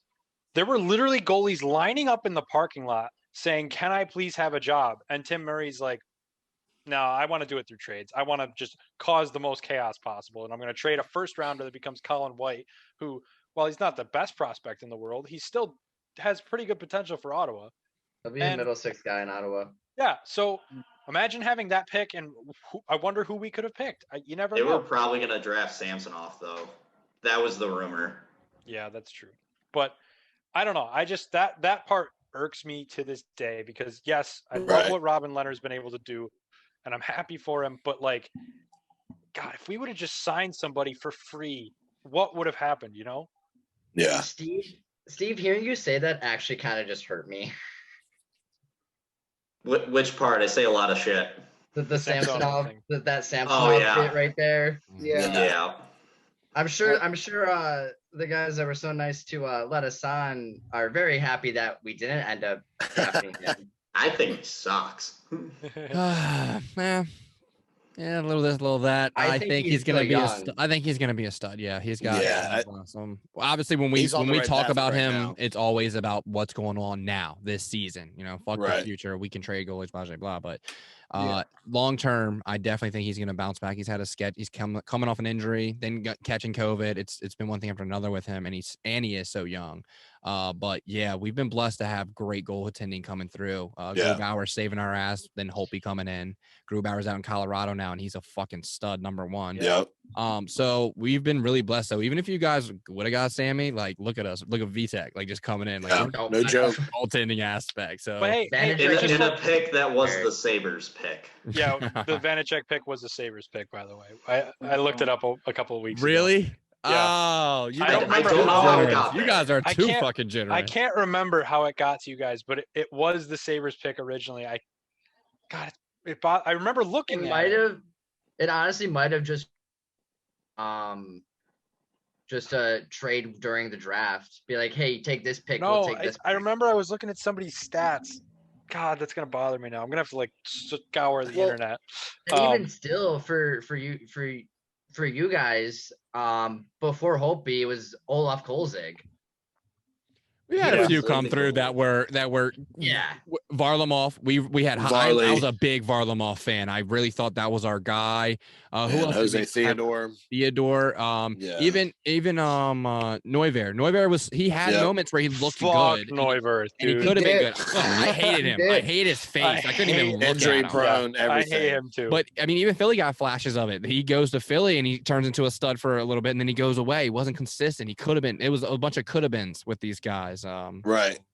But Varlamov, look Yeah. at him now at New York, and he's Yep. a stud. We found great peace with Holtby, man, and we've been, like we said, we got real lucky. I mean, with Sammy's condition, he got hurt and everything. He's had a long road, but VTech coming in and filling the role. I mean, we couldn't have had been dealt luckier with him, especially with the start of the season that we had missing half the team. Yeah, we You know, lost dude- Lundqvist. These guys weren't even supposed to be playing. Like, Yeah. Lundqvist was, like it's wild. Yeah, heart condition coming out of left field. Even with like all what- that though, like I'd give all those guys up in a heartbeat. I would have signed Holtby long term when he made when Yeah. we won the Really? cup with him and what he went Oh, through. absolutely. He was my guy. I know he could. Yeah, I'd go to war with that guy. I would have signed him long term if I was GM. Really? Yeah. Yeah, He's my- I'm Holtby's still- where it's at. I still follow Holtby, dude. He's gonna go to Seattle. That's what I'm thinking, and he's gonna run show. Best believe he's gonna be in the playoffs, battling for the cup again. Yeah. That would just make so much sense because, Fleur, longtime Pittsburgh goalie, huge rivalry against the Caps. Holtby, longtime Caps goalie. Now he would be going to another expansion team, Yeah. just like Fleury did. I found that. And they'd probably I find become that hilarious. rivals immediately. Well, and also we're very familiar with what he does off the ice in Seattle. That area is very progressive, so he would fit right in. He'd blossom in that city. He could be an icon like Fleury is for Vegas. I definitely believe if it Yeah, doesn't for sure. happen, what the fuck? Because it's a match made in heaven. Did he get signed to a 1-year or a 2-year deal with Vancouver? It was a 2-year deal. It was a two? 2-year for 3.5, I think, for ABV. 100% he's being taken in the expansion draft for Seattle. Because they're going to protect Demko. That's the reason, because they're going to protect Demko. Of course, exactly. He's out playing. And I think that's why he's been a little out of character up there too, because he went through some shitty seasons with us, and he never voiced out opinion about players, especially on the ice, like he was doing with Vancouver when they were playing so bad. Like that was shades of Holtby we never saw. So he's definitely probably not happy and under knows like I just gotta wait this the fuck out. Right. But like, this year is about acclimating to the time zone. That's huge for Vancouver because we said they're gonna keep Demko. Well, who better to fucking learn from for a year? You know what I'm saying? Former Stanley Cup champ. Yeah. I feel like they might hear you guys say you want to keep him long term because like we've talked about it on our podcast and we're all like his age is getting up there. We saw what he's done the past 2 years. He's kind of declining. Like even if you float him to a number 2 with Sammy starting, think about that. That would still be a fucking disgusting pairing. Yeah, but post 2018, you could sign him for 4. I'd sign him for 4 for 3. It'd be a $12 million deal. 4 for 3, and I mean you're still saving. I think that's age him out with Ovi. You kind of age him out with Ovi. Yeah, you bring up a guy like Sammy, and imagine we'd have VTech down in Hershey, just bringing him up next. Like that's what I mean. Like that's something the Capitals organization has always done well with Hershey. Is the goaltending that comes through is always it's unreal. Like the goal and coaching staff that we have is unreal. I miss those days. That's one of the. That's went actually from one of the, Baron to Miller. That's one of the problems with the Leafs organization is when Lou left, the Leafs had a really great goalie coach who worked with Anderson, worked with the numerous backups they had behind Anderson. It was like they even had Jonas Enroth for a bit. Sabres fans, you know who that is. And when Lou left, he took the goalie coach, and obviously look at the Islanders goalies.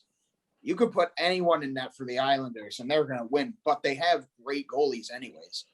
They turn around Leonard's career. Varlamov was pretty much on his way out of the league before he went to once he left Colorado, it was like, where's he going to end up? He's gone. Yeah. Yeah. The Islanders system is perfect for Varlamov because he is so athletic.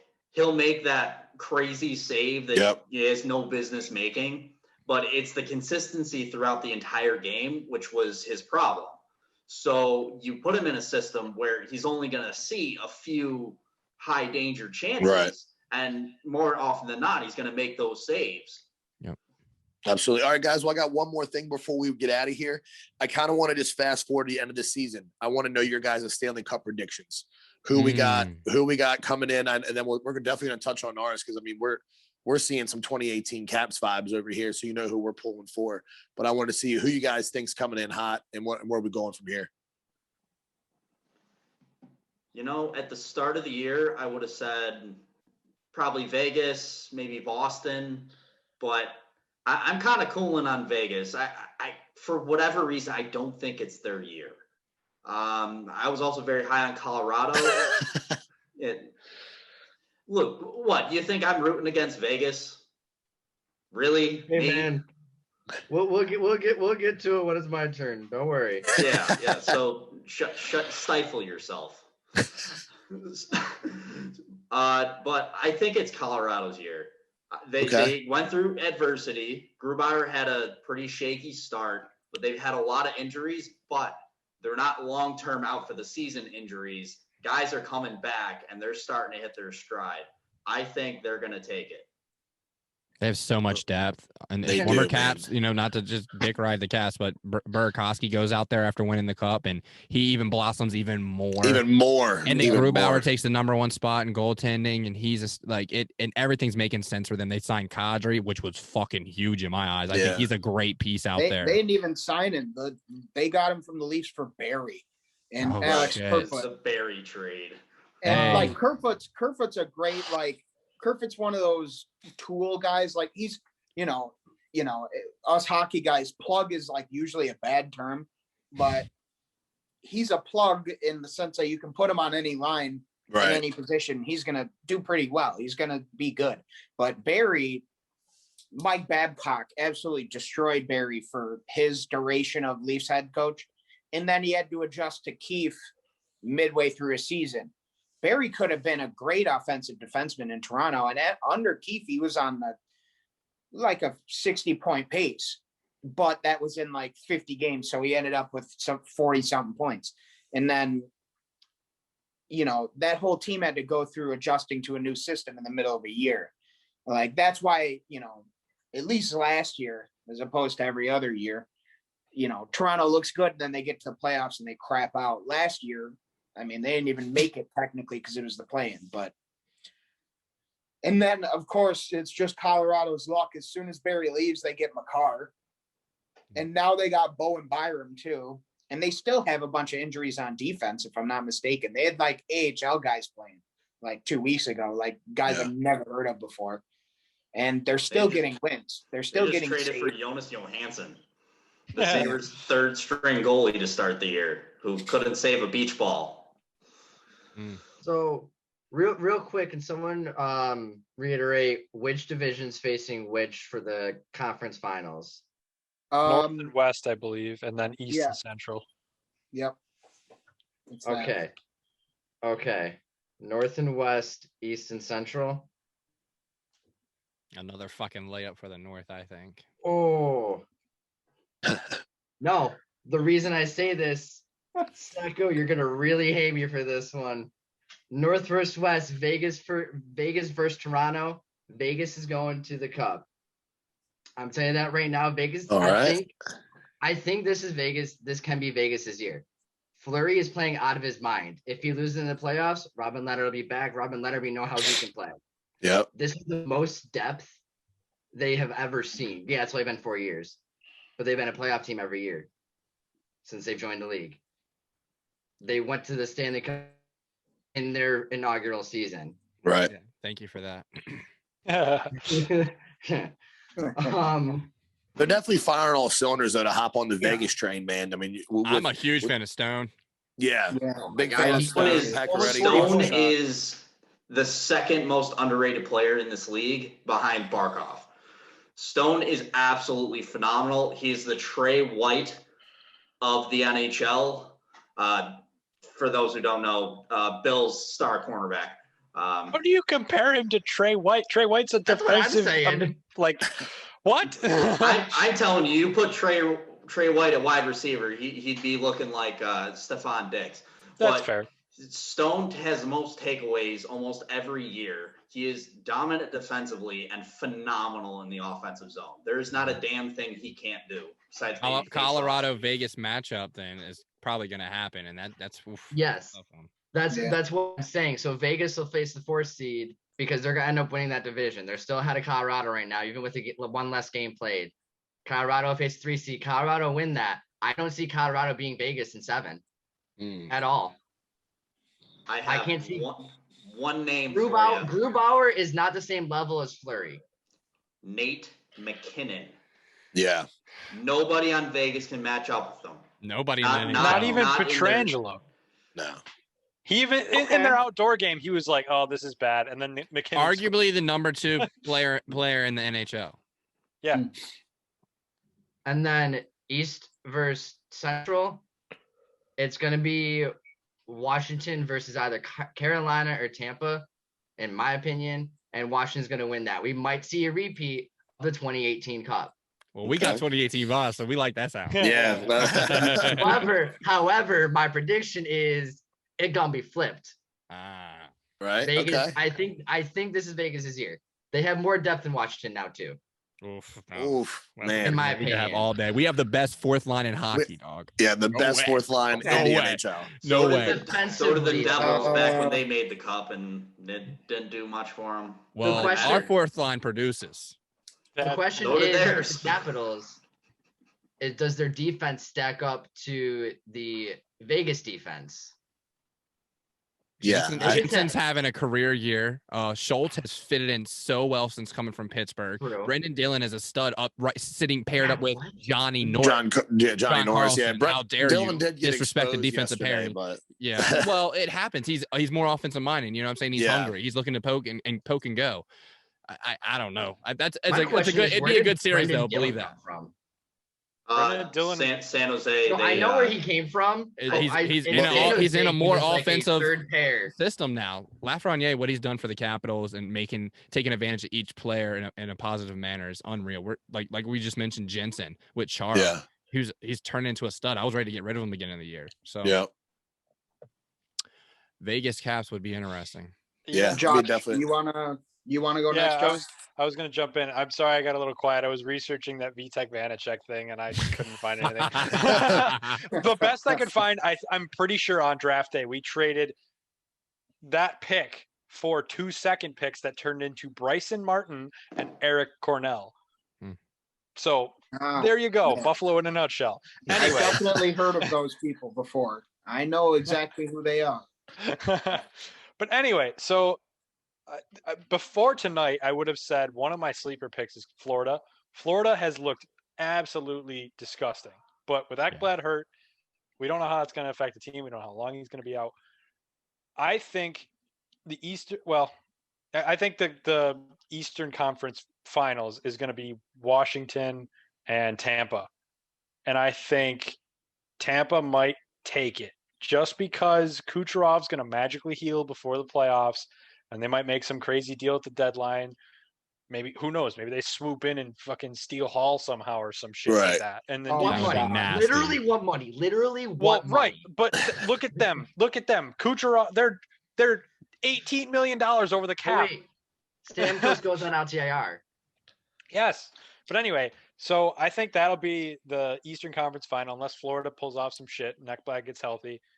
It's going to be tight in the East, but in the West, I don't think he's going to be healthy. No, yeah, he's going to be healthy either. But he needs some milk.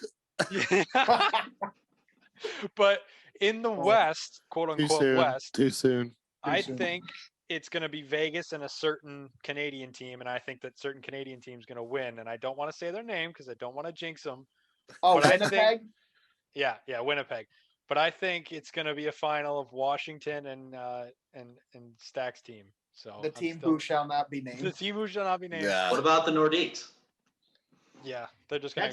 That's weird. Okay, wait. I was just thinking that. I was like, this could be like the one and only time that could possibly happen. Yeah. No. The Nordiques will be back after Buffalo relocates. Stop. I'm okay with that. Mute him. Stop. Would you? I want the Nordiques back. I still have my keys to that house, Stack. Sleep with one eye open. Can we all agree? Let's just move some other franchise, New Jersey or Arizona. Arizona's okay now. Florida. So is Florida. Florida's good now. I can't Florida's say that. Definitely good now. They keep playing like this. You know. Never mind. There's no one else. It's you guys. No cup. No. No. So for my picks, one thing I don't think any of us really took into account yet when sort of talking about ours was the trade deadline, because it can shake up a lot of these teams. I mean, Josh just said about, what if a team magically gets Hall? What I'm worried about with Toronto is if Winnipeg gets Ekholm, I'm freaking out. I'm scared because he's Jake Muzzin level defenseman, probably. They're roughly the same. Winnipeg's defense is pretty good as it is. They got some young studs on it. They got Morrissey. They got Pionk.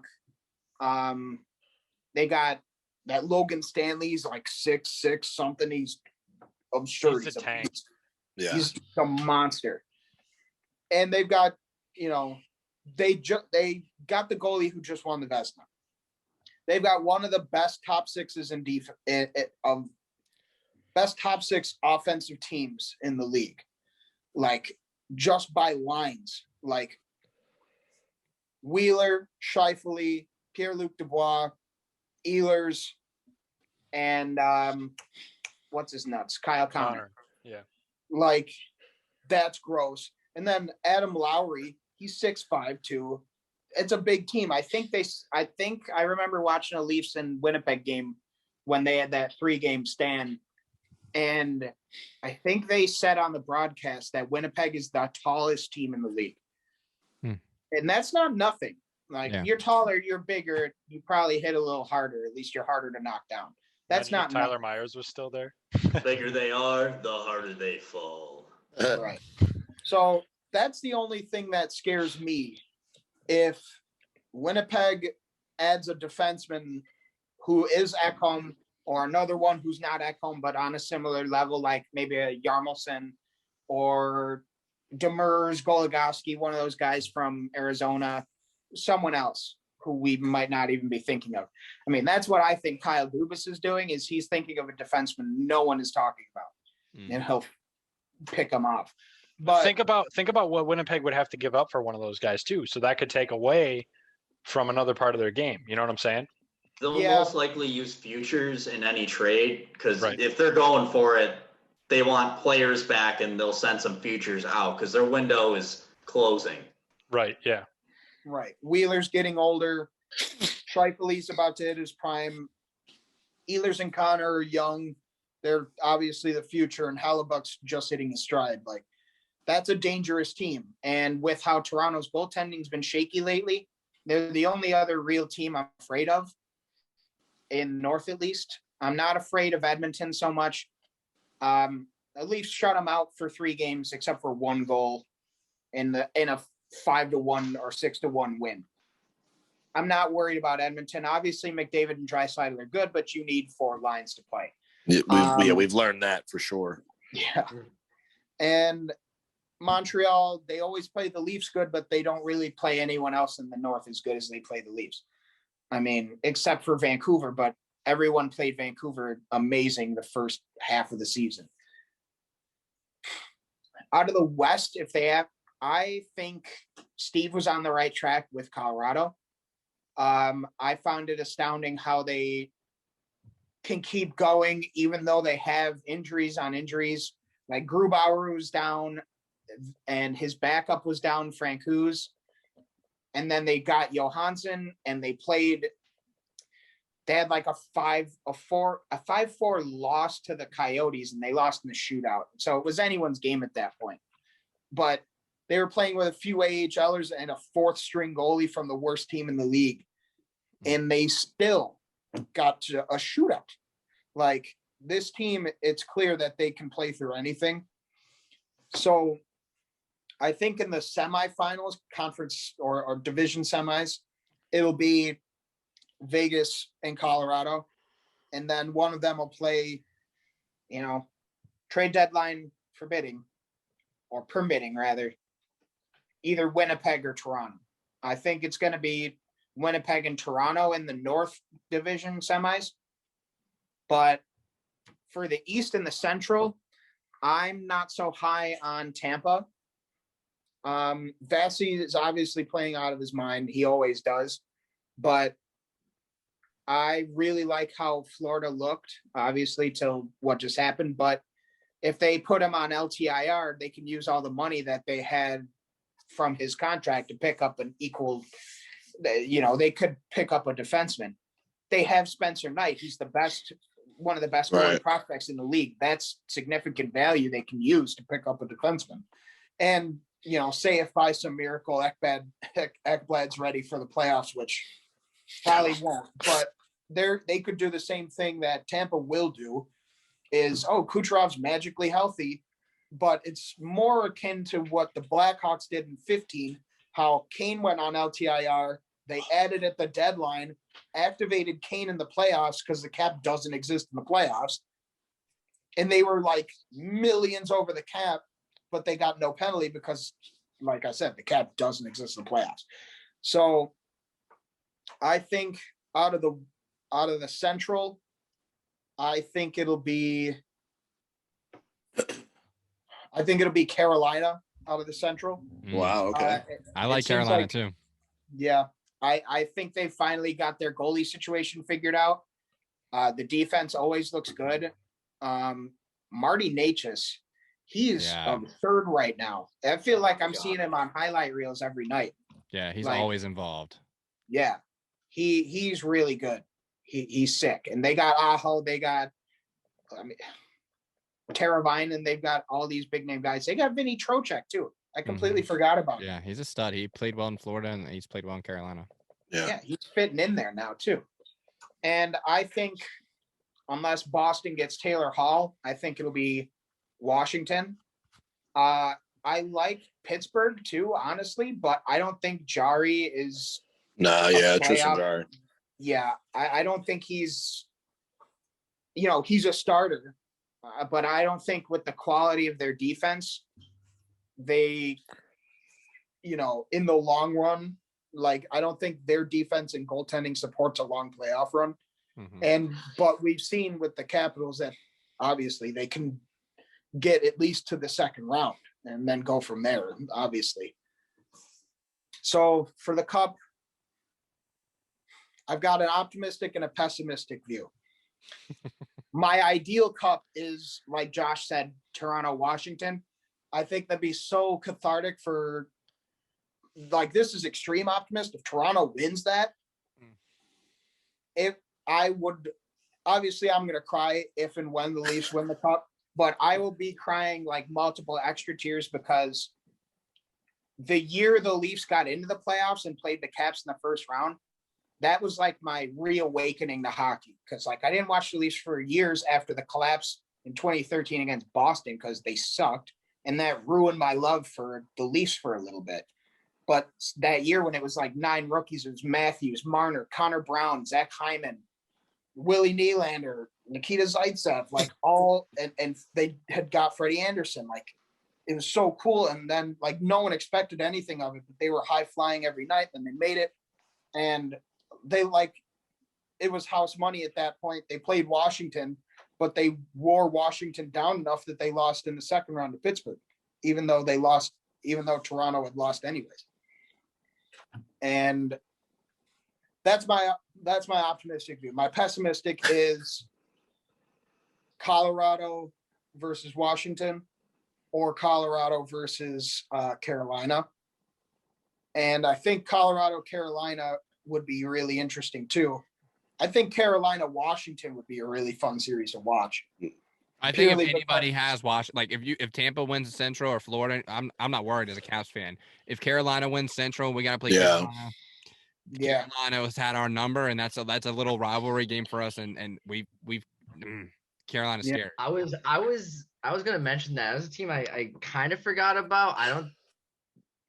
I was more worried about their goaltending a little bit. I'm not the highest on Peter Mrazek, but he's done good with the Hurricanes organization. But their defense is just unreal. Yeah. Their defense can just shut anyone down. And then when you put in Nikas, Aho, Teravainen, Svechnikov, it just doesn't stop. Yeah. I feel I just got to put it in. I mean, I'm pulling Caps from Get Street. I don't really think it at this point in the season. My biggest fear is Boston. I mean, regardless if there's a possibility of them getting Hall, I mean, that's really scary for the East if that happens. But I mean, I don't see a team right now that can match 4 lines for 4 lines that the Caps have. And alternating goalies at this point, too. Yeah, man. We're missing Lars Eller. Lars Eller's a huge third line centerman for us. This is why I'm saying Vegas, because I think they can. Yeah, but the adversity that the team has already gone through so early in the season, this goalie battle that we had, it was an accidental goalie battle that what I mean is turning out to just prove that we've got 2 goalies that we can ride whenever we need to. You know what I mean? So this is we got 2018 vibes. Kuzi's coming alive. Ovi's coming to life. You know what I mean? He's chasing the Rocket. This is a scary Caps organization, and I'm calling it for the Caps here. I don't even care who we Wilson play. Also coming off of that suspension. 6 points in 5 games, puts up two goals tonight. Think about that, boys. Tom Smacking Wilson her out is of air. going on goal streaks here. Yeah. Wilson is like what people wanted Lucic to be, a guy that can kick your ass but also score goals. Yeah. Right. Yeah. Mm-hmm. Well, I think honestly, like the mold is set with Wilson. I think now. Yeah. The mold is set. Like Wilson's, that's the standard player. Like Willie is the guy you want. Right. Like he is like, I'm not saying he is like the best player in the league. Yeah. But in a way, he's almost like the perfect all around player. He can he can pass, he can score. Mm-hmm. But it's not like he's like the jack of all trades. He's not like Matthews or McDavid with a crazy shot, or he's not Stone with like really good defense. He's not even the best skater, honestly. I'm kind of embarrassed sometimes when I watch him skate. but he can just do pretty good in all of those areas. Yeah. So it's like it makes him that much better. Yep. Everybody Yeah, man. wants him. Everyone hates him. Yeah. Yeah. Men Saves want him to and had him instead of Zadorov. Yeah. The scary When- thing is, I don't think he retires a Cap. He's gonna go somewhere else. Someone Yeah. else is gonna have Tom Wilson before his career is over. Right? That's just He's going to be in the East too, and it's going to be a and it's problem. gonna be fucking Like, scary. it's going to be a problem. Oh my Could be god. Pittsburgh. Oh It's gonna- my god. It's going to be Pittsburgh or Philly in my Pittsburgh opinion. fans will I would say become I the think it's biggest fucking Philly. douchebags. Philly has a thing for getting those grindy guys Yeah. that can hit and can score. They're gonna go after Tom Wilson at some point. That would be We're when called they the Broad start Street Bullies for no in the reason. middle. They were Yeah. targeting him during the draft, but the Caps got there first. Thank God. No, you know where Wilson goes? Stop. His hometown of Toronto, Ontario. That would be sick. I would root for that. I really would. I would pull I for that. love him. I would love him in Toronto. He plays like Wendell Clark. Oof. Yeah. was everyone. Wow. You think he Except made? Wendell was like- Is he a top 6 guy in Playoff? Like he is in Washington? Their team is a top Oh, 6 yes. team.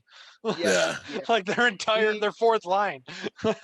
He plays easily with Matthews, and I don't know if Tavares is even playing anymore by the time Wilson would be able to come over, but he would be playing on the opposite wing of Marner and or Nylander if either of them are still there too. Because if they don't win, they've got a realistic cup window of probably 2 or 3 years where they can make a really, solid couple runs. If they don't accomplish it, there's going to be changes, and they will probably go before Matthews goes, because Matthews is, if you were going to make a trade for Matthews, it's one of the there's like 5 guys in the league where you can get like multiple first round picks and high prospects for him. Right. Like McKinnon's in that convo, Eichel's in that convo, McDavid, Draisaitl, obviously, Ov and Crosby were in that convo, not so much anymore because they're getting older, but I don't think they're the first to go. Or I don't in a think Caps jersey. Oof. Yeah. But all right, boys. Hey, man, thanks again for joining us. And we had a blast with you guys. But be sure to, Luke, guys, plug everything for us real fast. Plug the pod, plug everything for us where they can find you guys. Yeah, so our Twitter is at the Frozen 4 Pod. Our Instagram is at the Josh, what is it? I'm gonna forget it again. It's at the Frozen 4 podcast with the number 4, not the word 4. Cool. Yes, that. And then you can find all our personal Twitters in the bio of our main Twitter. Stack, what you got?